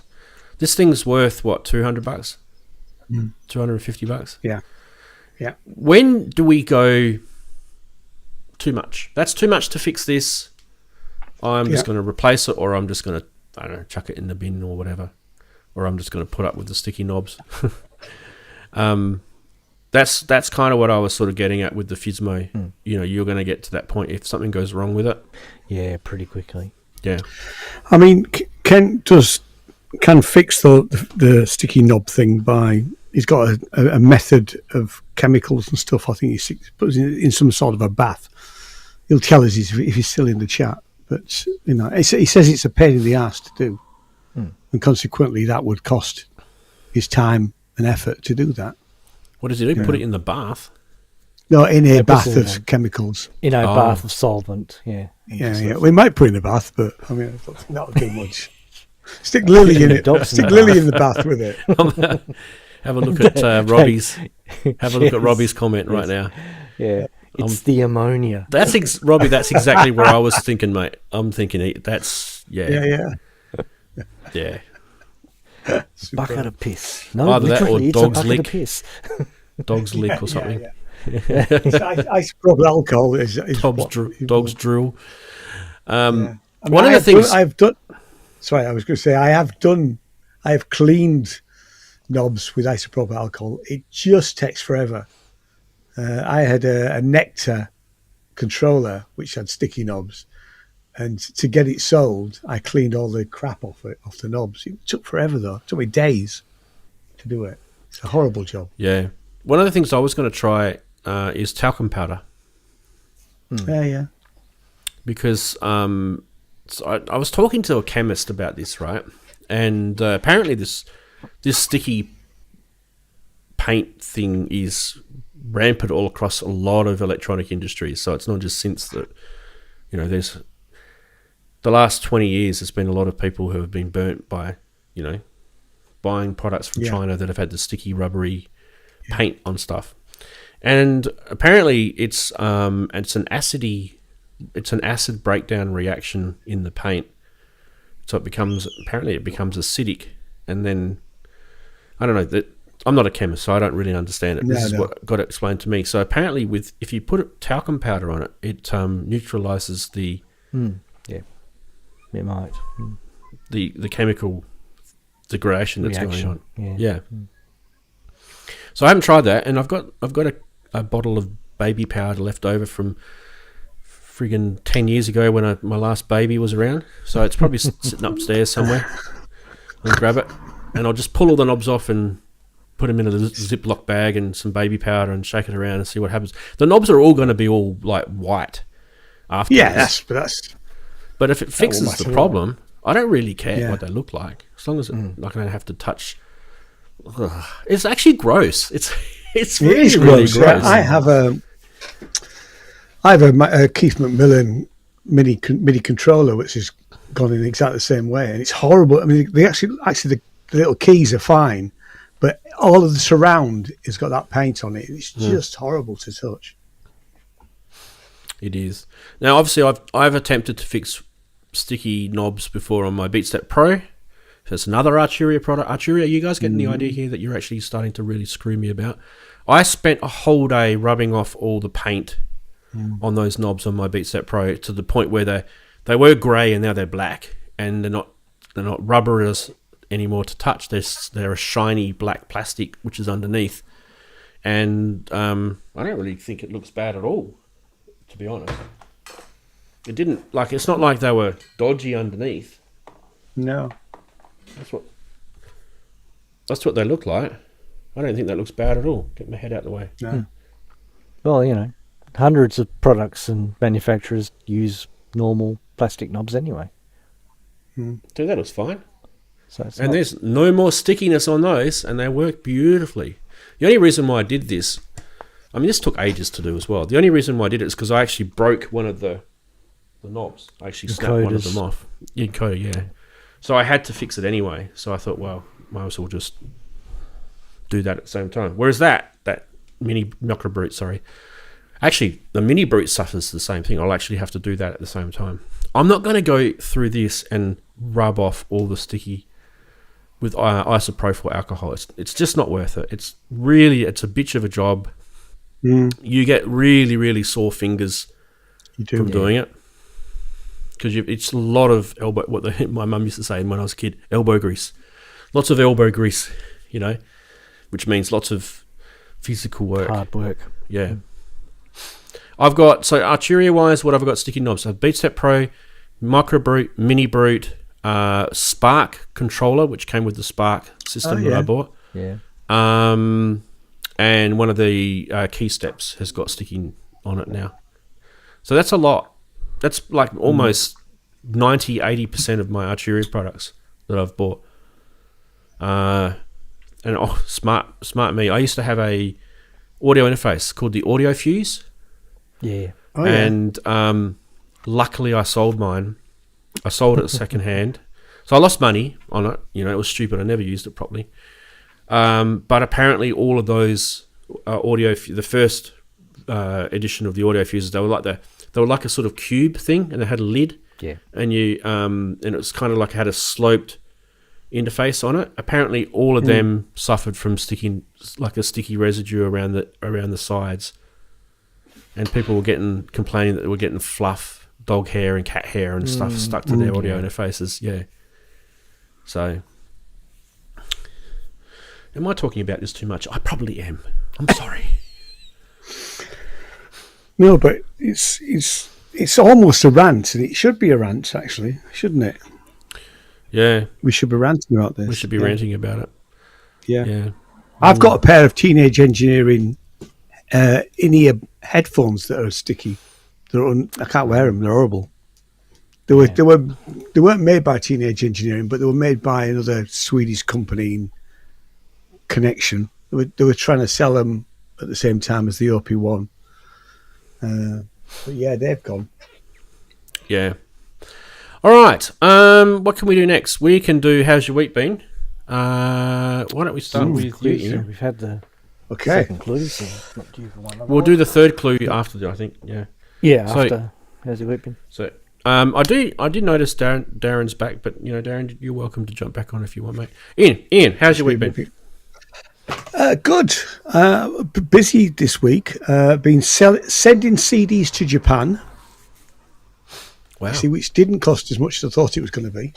So we can now say that Sinner's music is big in Japan. Well, we've sold one CD to Japan. Podcast out on Monday, which was about Glastonbury. If anybody's fancies having a look at that. Also put a video out from the new album, The Antidote to Party Time. That was also on Monday. I've bought stuff. I went and bought. I've decided to upgrade my launch key, which was a Mark 1, to a Mark 3. Oh, they're good. There's a Mark 4 out. There's some nice logic in those. Yeah, it was cheap. It was on Amazon. So obviously it's a return. 50 quid. I thought, box is a bit tattered. Thing works great. And I've started using it with the OPZ actually. I mean, it does drain the battery a little bit with the OPZ, but rather than having to use those little stupid buttons. Oh, it's draining on the battery OPZ. because it's powering it. I get you. Yep. Yeah, it is. Yeah. But I mean, I can use it for a good 40 minutes, with it draining the battery, And I won't use it live like that. I'm just using it for putting bass lines and stuff like that in it. What else? So I've been working on tracks I'm playing at Gearfest next week at the EMOM on the Saturday night. So I won't be here next Saturday afternoon. I'll be at Gearfest. And I have tried to dial in before, but it was always a bloody nightmare. So I probably won't bother trying to, and Soma, those very nice people at Soma who, as I said before, I've got a problem with my Terra buttons. Now, I don't know whether this has come via Juno, but I got an email from Soma this week saying, sorry to hear about your problems. We'd like to send you a full set of knobs and a little extra. So the very nice people at Soma sent me a big box. And in this big box is my knobs, a whole set of knobs. They've sent me the illuminator with a load of LED strips. You can do it with modular stuff. I can do it with the Pulsar 23 and the Lyra 8. So at some point, probably after summer, when it's a bit cooler, nice. I will probably wire up the studio with lights and try that out. So thank you very much, Soma. So they've come good, bless them. Very nice lady called Marta in Soma. So happy days, really. All solved. Been to a couple of gigs. Went to see the Ronnie Scott's All Stars. There's a Froome Festival at the moment, so there's lots of stuff going on. So I went to see that on Tuesday. I have to say, I didn't choose to go, but we were offered free tickets. And the tickets were 26 quid, which I thought was a bit pricey anyway. They were fundamentally a tribute act to the friend who went with me. Jane couldn't go, but the friend who went with me said it was just for old people, and he was right to some extent. It was a bit safe, but very, very good musicians. And then on Thursday, I went to see a guy called Tom Moth, who's a harp player. He plays with Florence and the Machine, and he did a gig with electronics and his harp. It was a good gig. Support acts were brilliant. She was from Bristol. A lady called Boki, who played guitar and violin and looped stuff and all that. That's it. That's probably everything, I think. Yeah. Fantastic. What a week. What an amazing week. It was great. Awesome. Yeah. Brilliant. All right. Thanks, Ian. Over to you, Chris. How's your week been? Week's not been too bad, other than I had a blood test on Tuesday, and most blood tests for some people are routine. Blood tests for me kind of give me anxieties. But anyway, I got a young woman on her first day, and I was actually there for her induction because I was waiting in this waiting room, hearing everything. And I thought, this is starting to sound like my worst nightmare. And sure enough, she had trouble getting blood out of me. So she tried a couple of different times, which is why I've got a few bruises. But at least I didn't have to come back another day and get a different blood test from a different person who'd actually had some experience. So, and of course I had to, because I got a bit anxious about that, I had to sit in my car for 10 minutes and do breathing exercises until I felt well enough to drive again. So that was Tuesday. Jeez. Yeah. So Yeah, no, it's one of those ones where I don't feel great about going to them anyway. But Well, yeah, was she I a had few- student, Chris? No, was she she a was just- student nurse? No, she wasn't. It Be- was just her first sort of day in a new workplace. Obviously, Because- because they were telling her. Yeah, sorry. Right. You go in. Because all I was going to say, because I used to work in a department, you know, I used to train nurses to use computers in a previous life, Yeah. and nursing students actually they practice on. Originally they used to practice on things like oranges, but they have proper arms Yeah. to try. metal Yeah, arms, you know, the proper simulated arms, and actually they also do practice on each other, so they know what it feels like Proper to have somebody taking, you know, you know. So it's interesting that, I mean, it's not the first time I've heard of that sort of thing, but you know, Yeah. No. I've got It wasn't- I've got a I needle. mean, Yeah, I have a I needle, could have been- phobia. Yeah. As I said, I've had to get used to it. Yeah, because I can't. I have to look GP away. likes- I'm likes okay, protests. but you know.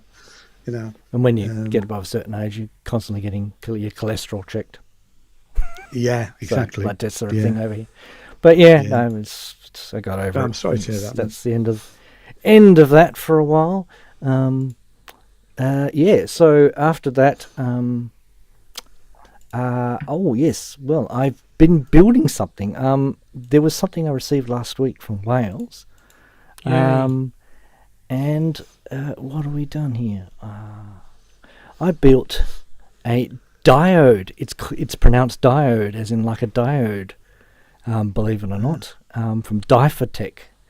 And I've worked out the reason why it's pronounced slightly like that isn't actually the correct pronunciation of the Welsh word, but it's close to diode, which I guess is their pun, because it is a diode-based phaser. And how appropriate that we're having a phaser night. Anyway, this guy is sitting in my rack over here, and we will go to it at some point after perhaps Rance has done some cool stuff there. It's there, and it's alive. It's there doing things, and we can look at it later. So that was quite an interesting build, because it's my first build that I'd done with I sourced all the parts, just PCBs and panel were what the nice man from Wales gave me, and it worked out pretty well. I only had to substitute one thing. There's a little switch on the. I'll go back to the previous picture. There's a little switch in the middle there. I've even got a. What, I got a pointer? No, not that pointer. Actually, I can use that pointer. Is that the three-way switch you're talking about? Yeah. Okay. So that little three-way switch there is normally a toggle switch, but I couldn't source that component from anywhere. Only Thonk have it, and I just had an order already coming from Thonk, and I wasn't gonna to be doing an order for a while, so I had to substitute something else. So I came up with there it is. I came up with a little switch here. Might as well read the screen.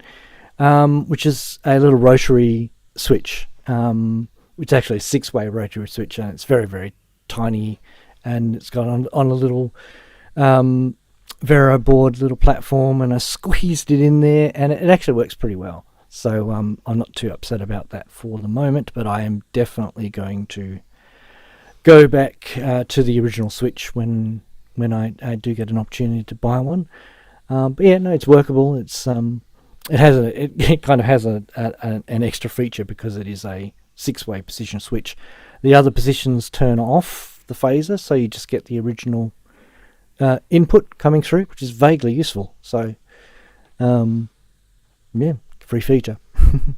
Anyway, but we'll have a look at that a bit later. Oh, and the other thing I had to change was that my little switch at the top there, the push button switch for the 6 dB pad. Yep. Yeah, it's a little smaller than the panel hole for it, because they use a bigger button thing. But the buttons I had, which are pretty much identical, they just have different caps. They're the caps I use, the little small ones. So it's not too bad though. And the knobs are the right knobs and all that kind of stuff. And the little potentiometer down the bottom left for the CV attenuation is slightly different height, but you wouldn't know looking at it. And it's functionally pretty much the same. So that worked out okay. And so after doing that this week, which was my sort of good task, financially fiducial, financially responsible thing, I went and did some financially irresponsible things later in the week. such as ordering some modules. The first module I've ordered is this thing here from ALM Busy Circuits, and this will be my first ALM Busy Circuits purchase. So a fun adventure to go on.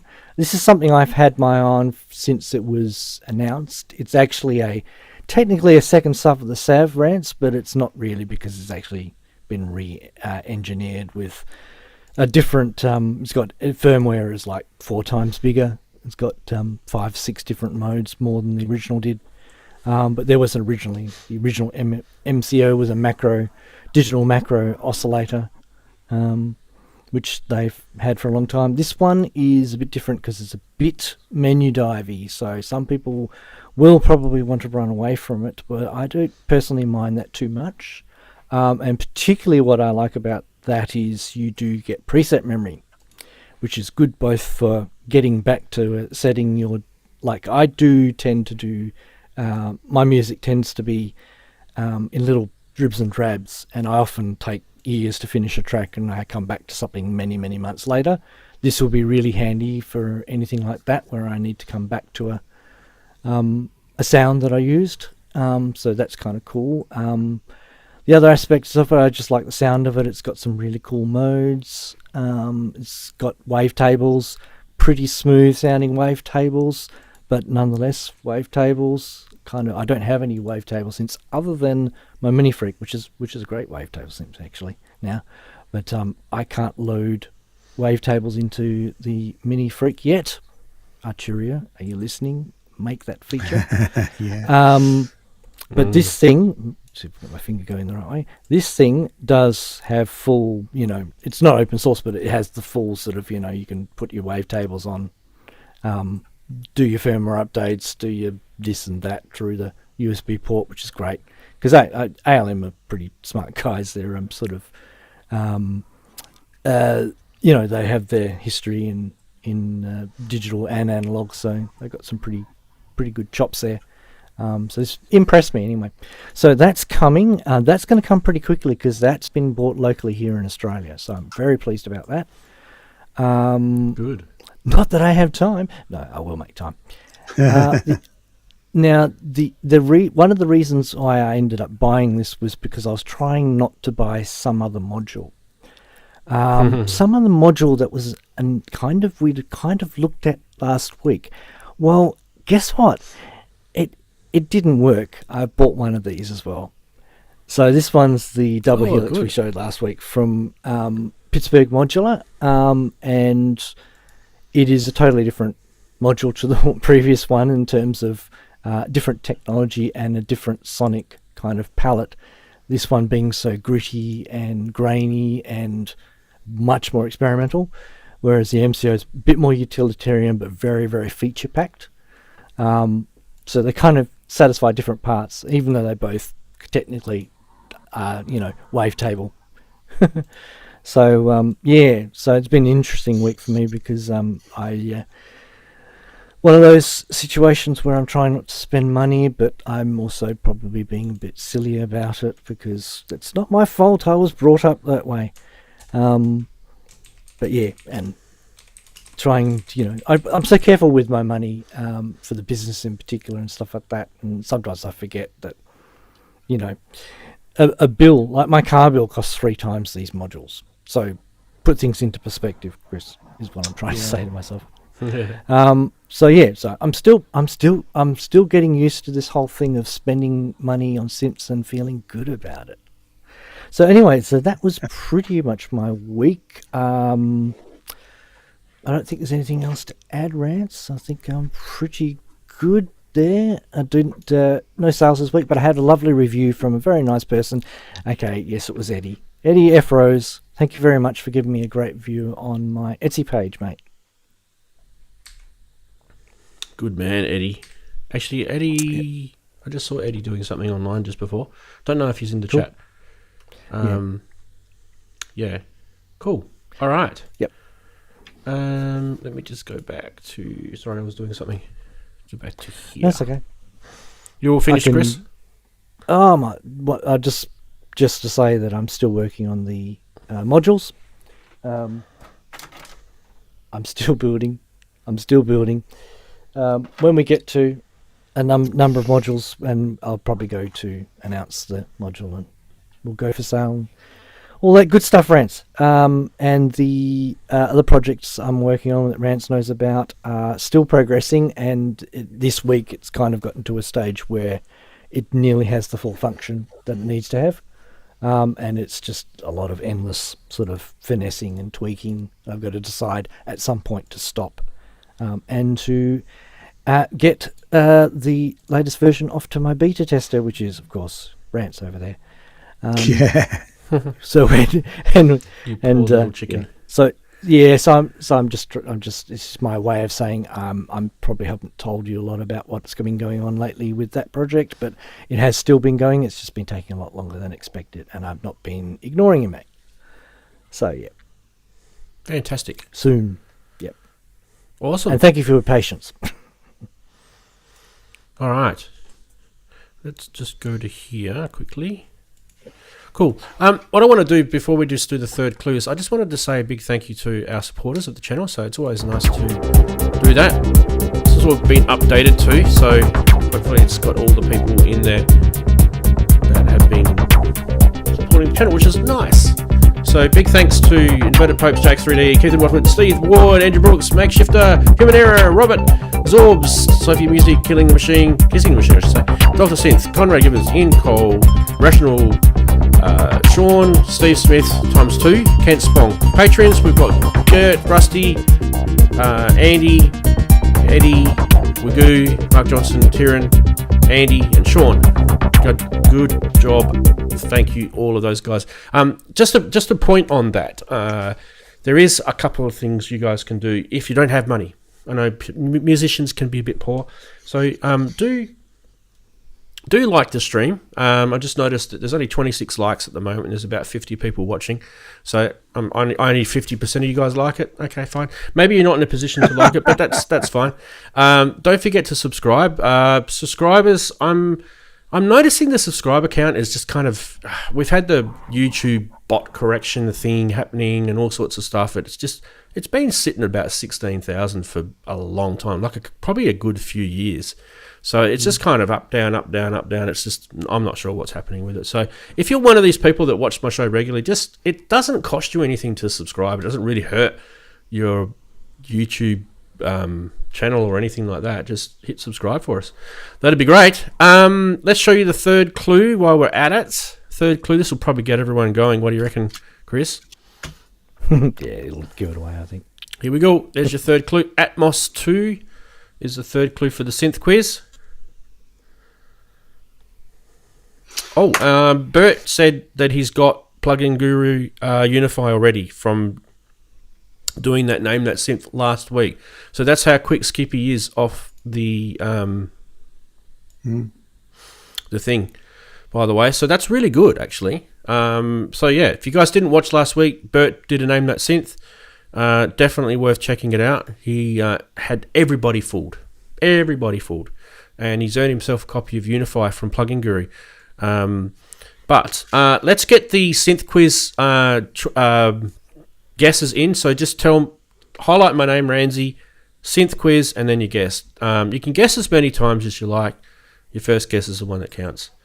So yeah. How many people have guessed it so far? We've got Jack's got one in. We got Robbie's got one in.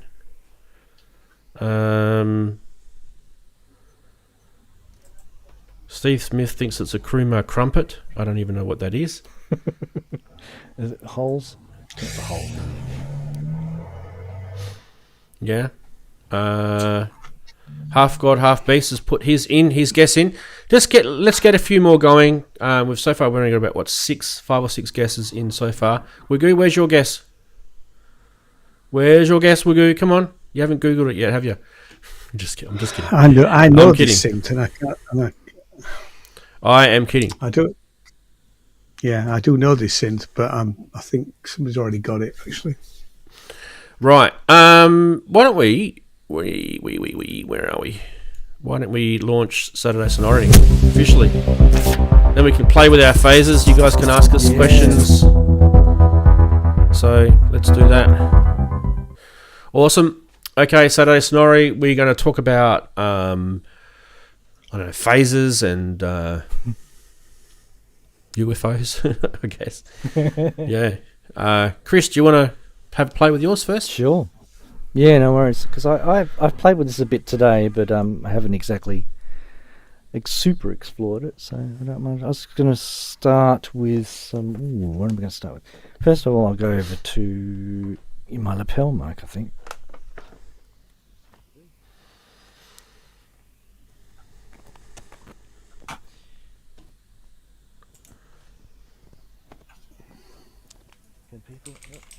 Can people hear me? They probably can. Can you hear me, guys? It's just a bit, because I start moving around. If I go off mic, it gets to be a bit of a pain. So what are we going to do? First I was going to chuck some white noise into it. Nah, I'll go with what I was mucking around with anyway. I might...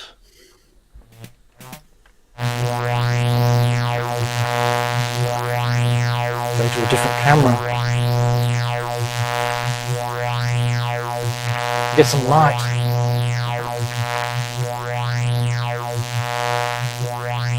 Not better? Cool.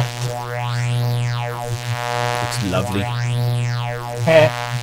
I might just I reckon that synth, that module should be called Dude. It's like the Welsh way of saying dude. Dude. I'll just turn it down a bit there so you can actually hear me. I'm probably too hot anyway. But, yeah, there'll be a bit of level mucking around. It's kind of thing with phases that they do. Level control can sometimes be a bit of an issue, but the headroom on this thing, because it's eurorack, it's pretty amazing. So I'll just take off. Well, I'll take off the modulation. So let's see. This one's that's the main one. We could just go through our set feedback to none.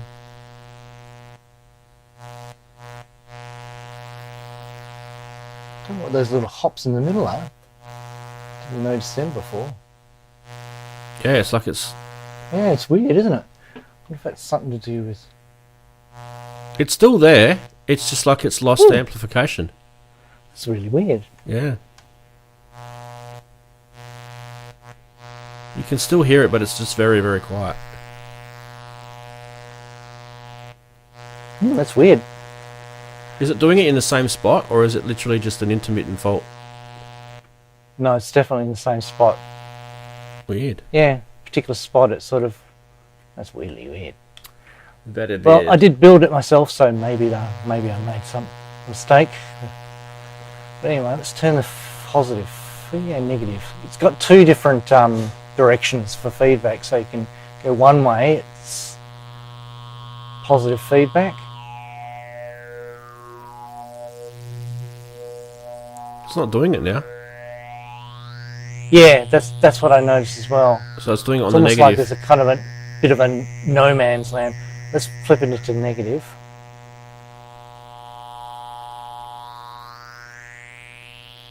Oh, isn't that playing with your ears? Yeah, it's doing it there on the goes. negative. Yeah. Okay, that's interesting.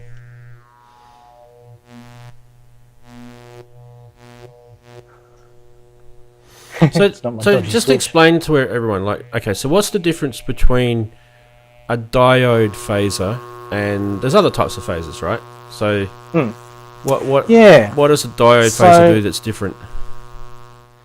So I just might put it into moving mode first. Oh yeah. So we got something nice to listen to while we're in the background. So basically, they're a series of all-pass filters in a phaser. So the number of phases is the number of all-pass filters that you're hearing piled on top of each other. And an all-pass filter causes a phase shift of a certain number of degrees on the audio signal, but it does it the same on all frequencies, which when you add it together to the original signal, that's when you get all the peaks and troughs that is, you know, distinctively that phase of sound. You can kind of see it on the panel there, the way they draw these waveforms with peaks and troughs in them. That's kind of what a phaser is, and the number of stages determines how many of those dips are all together. Anyway, the whole point of the phaser, of course, is moving that phase point around, so you get this movement of the actual filtering effect. So the diode part of it is how they do cause the filter to animate. So it's not quite the same as like a difference between a diode ladder filter and an OTA filter, or a wing bridge, or whatever it is, other types of filters, Sallen key, other types of filters. It's more to do with just how they control the frequency, the phase shift of each all-pass filter. There are different ways of doing it electrically, and the diode trick, which I don't have to admit I don't fully understand, but I've got that on my to-do list to actually read his explanation, because it sounds pretty interesting. You do use the way a diode can sometimes act as a variable resistor in certain voltage areas, and so apparently using a diode to modulate the frequency of these all-pass filters is what makes these diode-based phasers. A phaser using a different control system to cause the frequency the phase shift to vary is going to give it a slightly different sound as well. But this in particular is the one I thought would have the most kind of unique character to it, because it's very much using a non-linear phenomena of a diode. It's acting a bit like a variable resistor, but not like a perfect variable resistor. So it does that's one of the reasons why I was attracted to it as a circuit, because I thought it would probably have a high potential for sounding a bit unique. So yeah, that's basically the difference, how they adjust the phase. So you get your sweep is controlled using a different type of electronics. That's it's pretty technical, even for me. Yeah, it is pretty interesting.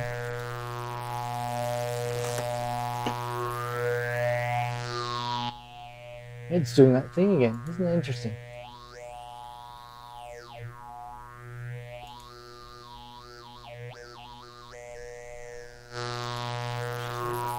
We'll just do positive feedback for the moment, and I'll change the bands, because this can be a unique feature.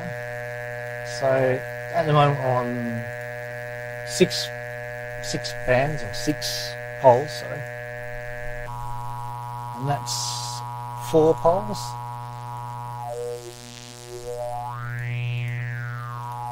It's less, it's more focused, less kind of,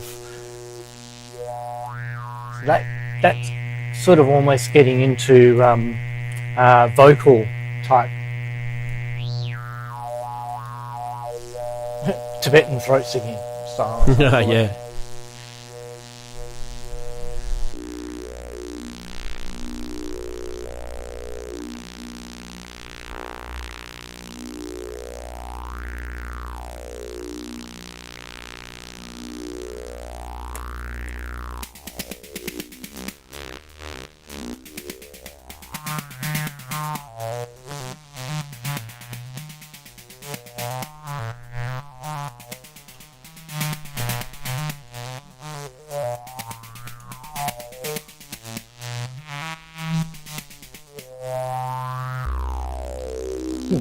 That's one way of getting a different note. So that's 4 pole. Now if we go to 2 pole,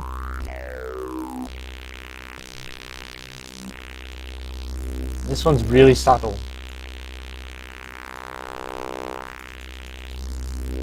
But it's it's almost turning into almost a high-pass filter. In fact, it is a high-pass filter, I think, on one channel.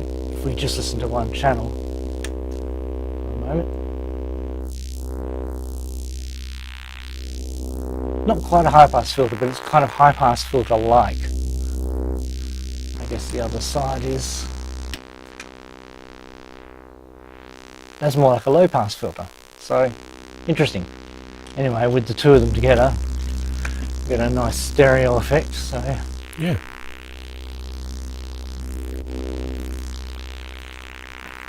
And if we change the... See, interestingly enough, we've got a nulling problem. I have to work out what's causing that. When it is working... It's so weird.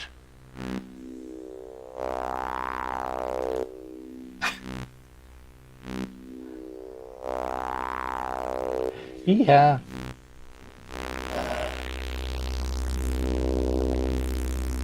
But I'd have to admit, I am kind of fond of the 4 and the 6.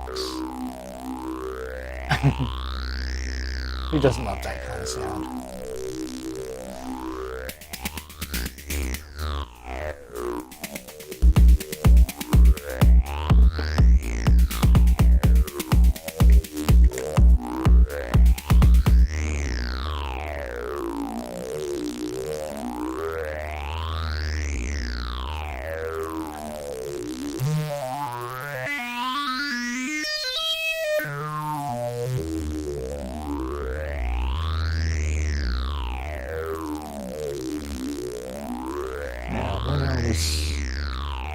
Before I had it in, yes, this one is it? Yes. There's 2 CV control inputs. This isn't a great example of it, but basically the bottom CV input is it's got a little trim pot that you can adjust to get volts per octave type response, so you can actually kind of almost play notes with it. So it's limited range, but yeah, it does. I was mucking about with keys before with the big key step here, and it was able to sort of track some. So it kind of gives you kind of repeatable, sequenceable type movement of the phasing, which is kind of cool. In this case, I'm obviously not doing that, but we're getting two different, I'm using it to get 2 different LFOs over the top of each other, which gives you a little bit of a non-traditional type. If I turn up the rate of this other one, I'm getting into that territory.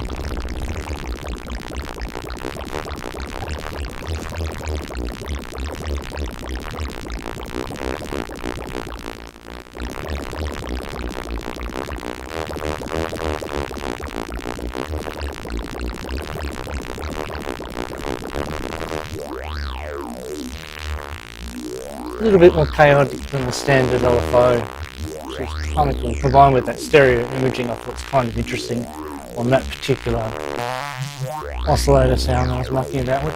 Let's try a different sound source though, because yeah, kind of over this one. What shall we try next? Let's get some noise.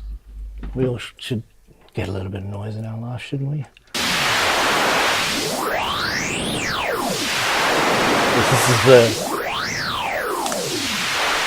This is a good test for just sort of getting a sense of what the frequency response is actually of the unit. Swallow it.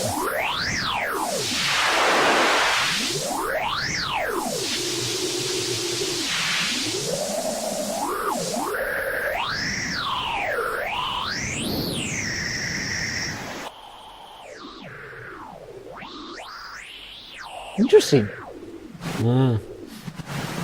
It's glitching out on that negative feedback. I tend to glitch out on negative feedback as well. Yes, we all have that problem sometimes, don't we, Rant? Oh, no, good.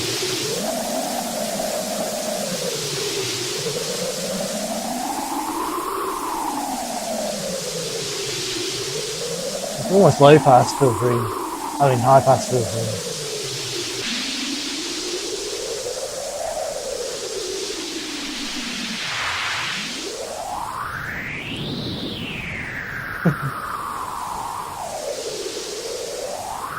So is there no resonance control on this? Well, the feedback is the resonance. So Okay, my that's understanding, interesting. Rance, is that is in this particular circuit, the feedback is how the resonance is achieved. Yeah. Because it certainly behaves like a resonant control in the positive direction. In the negative direction, it's a little bit weird, and also because I suspect we have some slight issue with the circuit, or perhaps the diodes aren't matched or something. Well enough. That may also be colouring my results. So yeah. But, I lost my power on my tried sample. I can get that going again. There's so much noise one can listen to. A few other sound sources that we have around here. I was just waiting for the Yeah,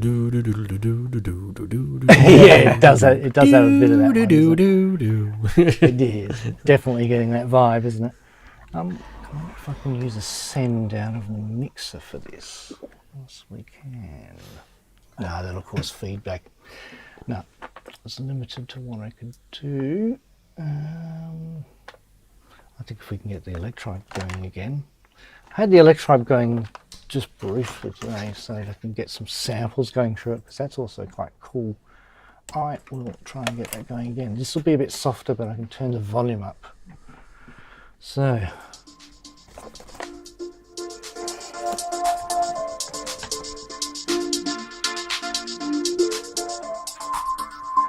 That's definitely not the... See if I can find the...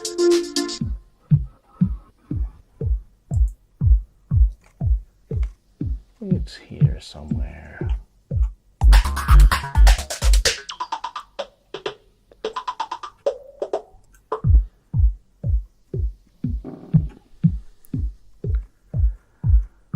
Somewhere here it is. So I'm just going through patches trying to find the pattern or pattern.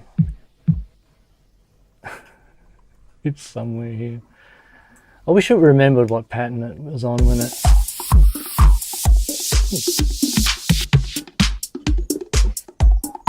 Here we go.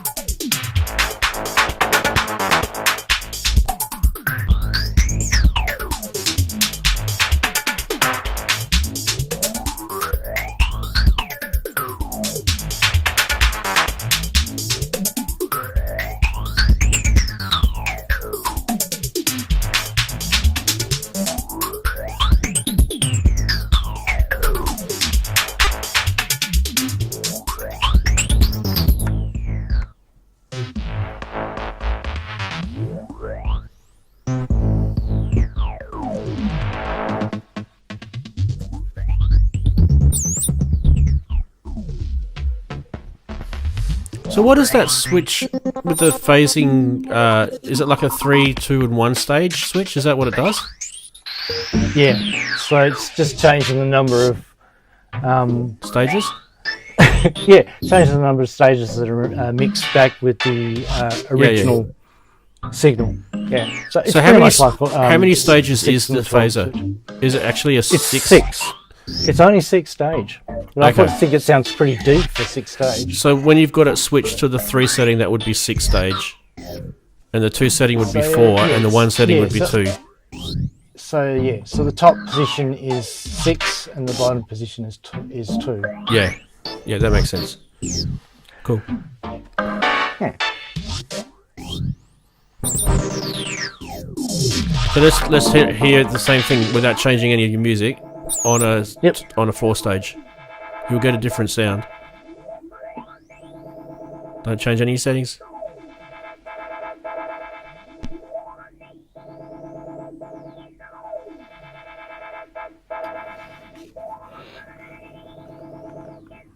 So that's 4. Yeah. That's 2. You won't get as much bite in that. There's very, very little resonance. Yeah. So there's more on the 6.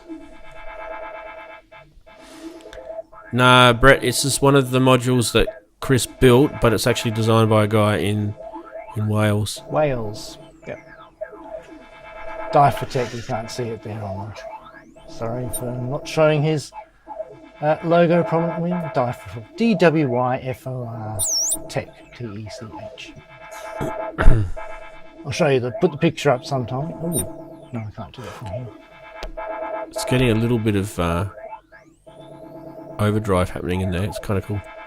A couple of artifacts. Yeah, it's good. No, leave it. It's good. It's little artifacts happening.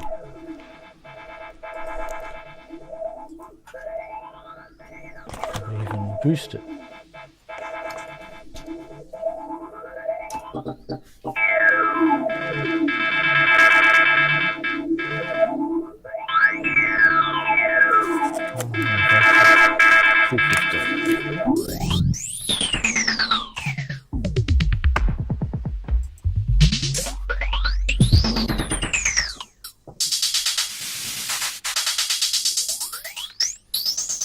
So that's good on hi-hats, phases. Yeah. Gives it more movement. Yeah, and you can feel the different harmonics biting into the different. Sorry about that. Ouch! Yeah, exactly.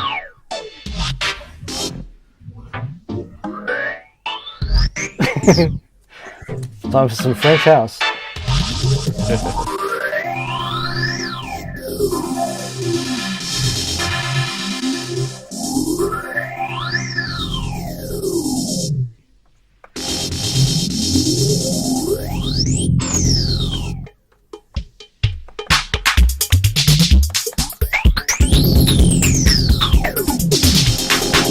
A little bit.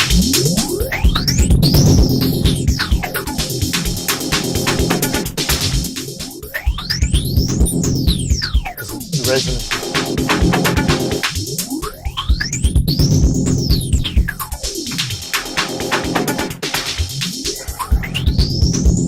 There's really a subtle difference between the 4 and the 6 more than you think. I've always liked 6 or more. Personally. Yeah, it's nice. It is really nice. It depends on the way the phases are set up too. That makes a massive difference too. If they're like the FET-based ones, FET transistor-based ones are quite interesting. Yeah, so that's another way. The other way you can control the frequency of the phase shift of an all-pass filter.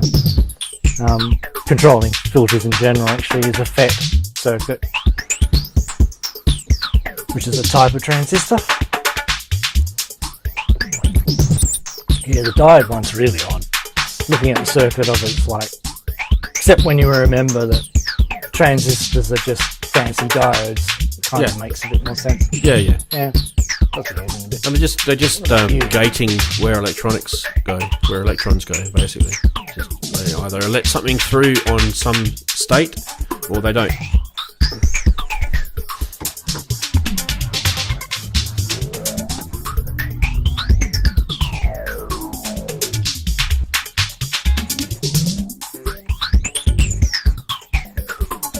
Bear with me. Ooh. Why is it jumping?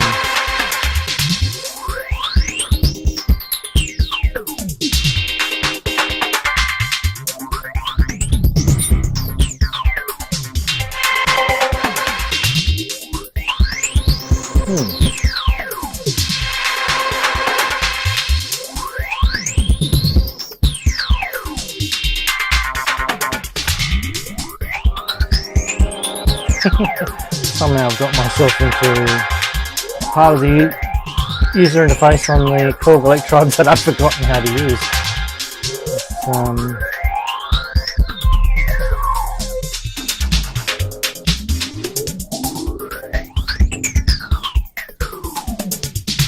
Maybe that's it. Nope, still jumping around.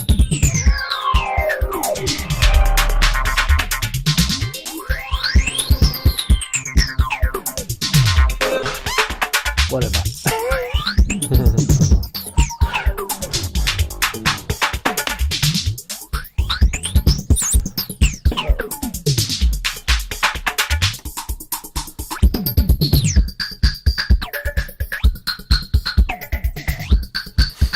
So you want to be able to automate that a little bit more, wouldn't you?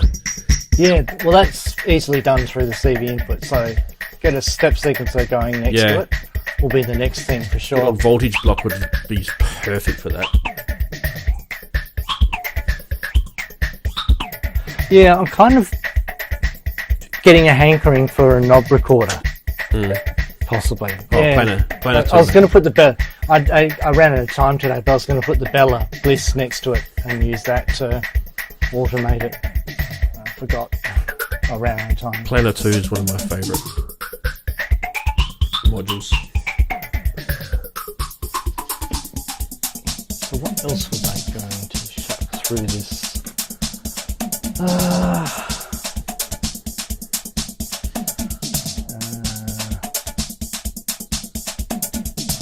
Of course, I would have forgotten by now.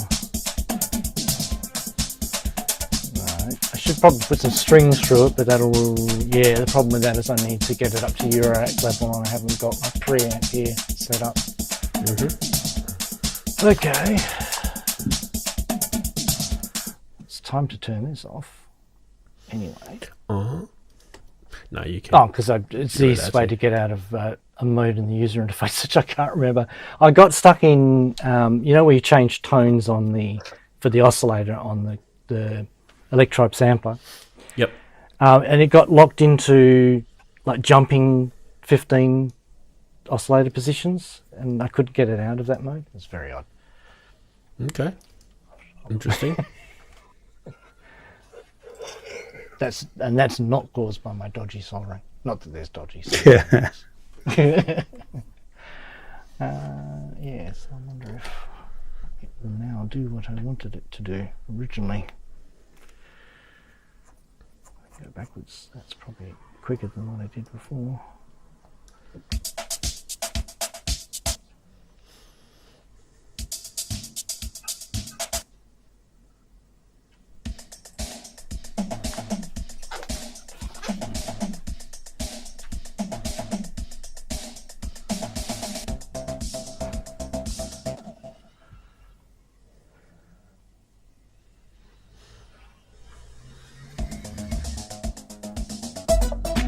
Hey!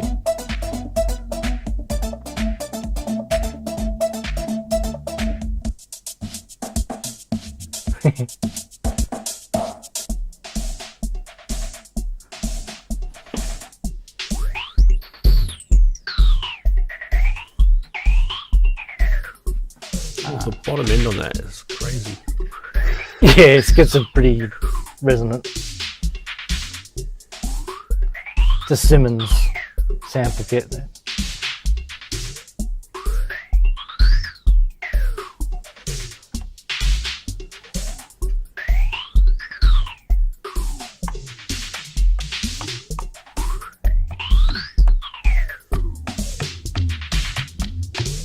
Even if you're doing like a, it's quite good on fills and stuff.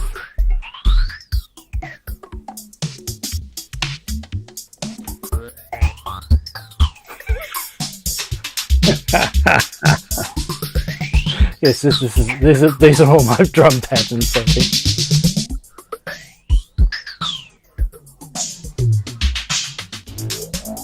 Here we are.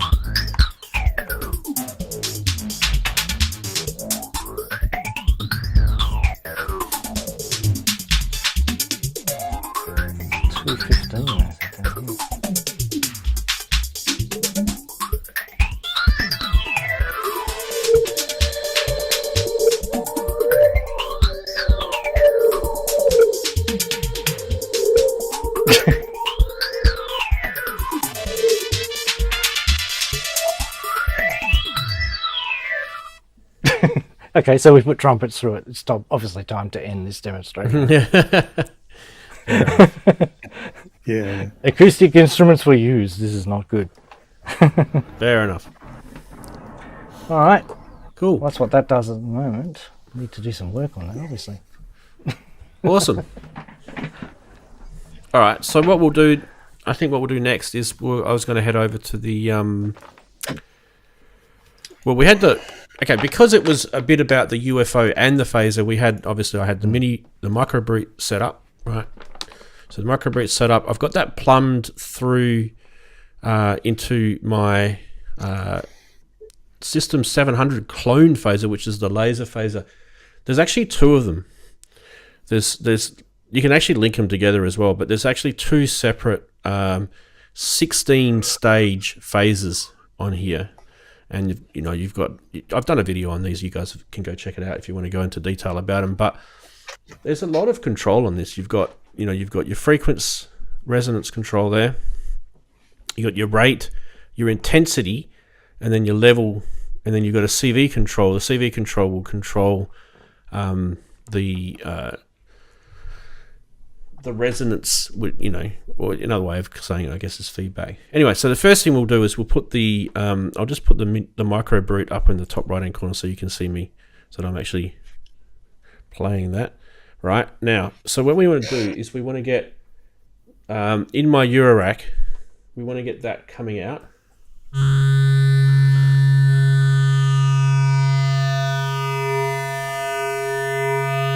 The thing, because this is actually a one-for-one clone on circuitry of a Roland System 700 circuit, you do get some, old school sort of overdrivey sort of distortion things happening on this.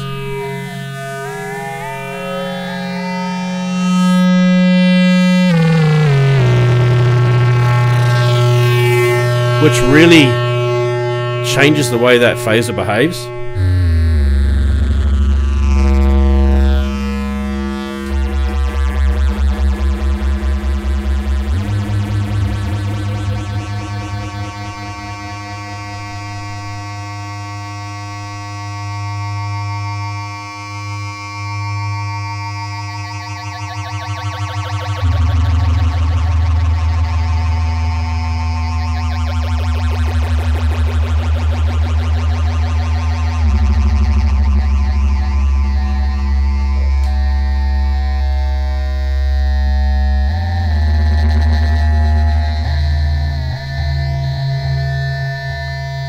Now the other cool thing you can do with this is while you got something going at the same time, we can probably put some beats through this. So let's just...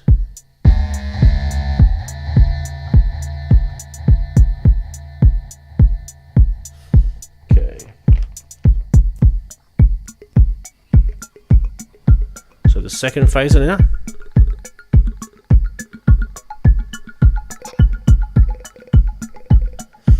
So that's the Bacillus iteratus, which is kind of like an FM module.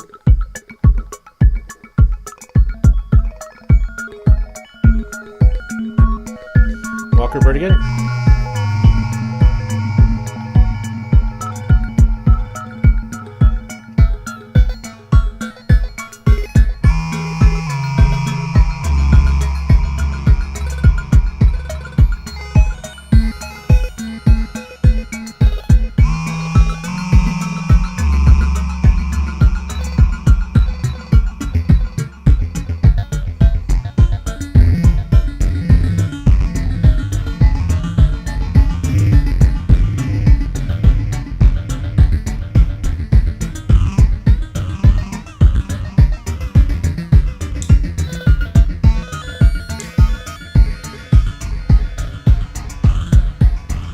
As the noise bites into it.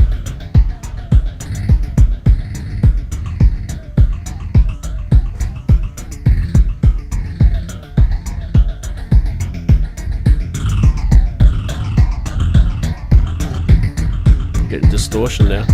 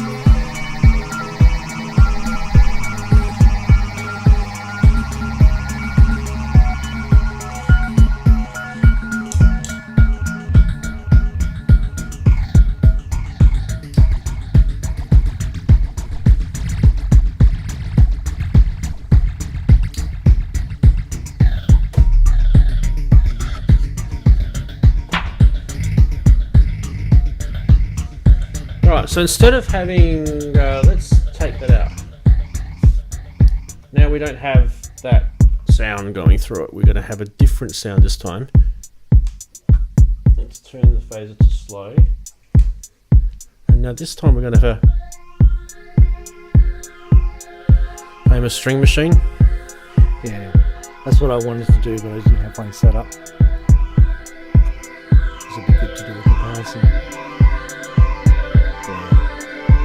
And we've still got the Microbrute, sorry.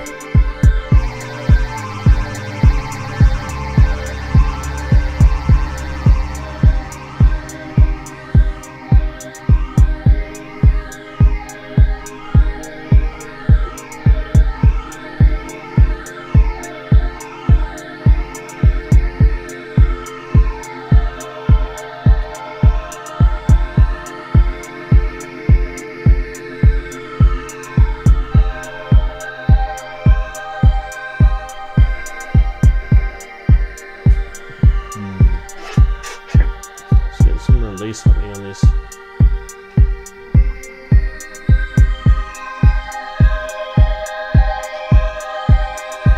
There's something really warm and comforting about that old sound, isn't there?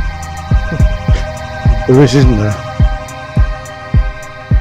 Alright, so what might be interesting now is if we take the Microbrute out, we'll just turn that, and let's put a different drum.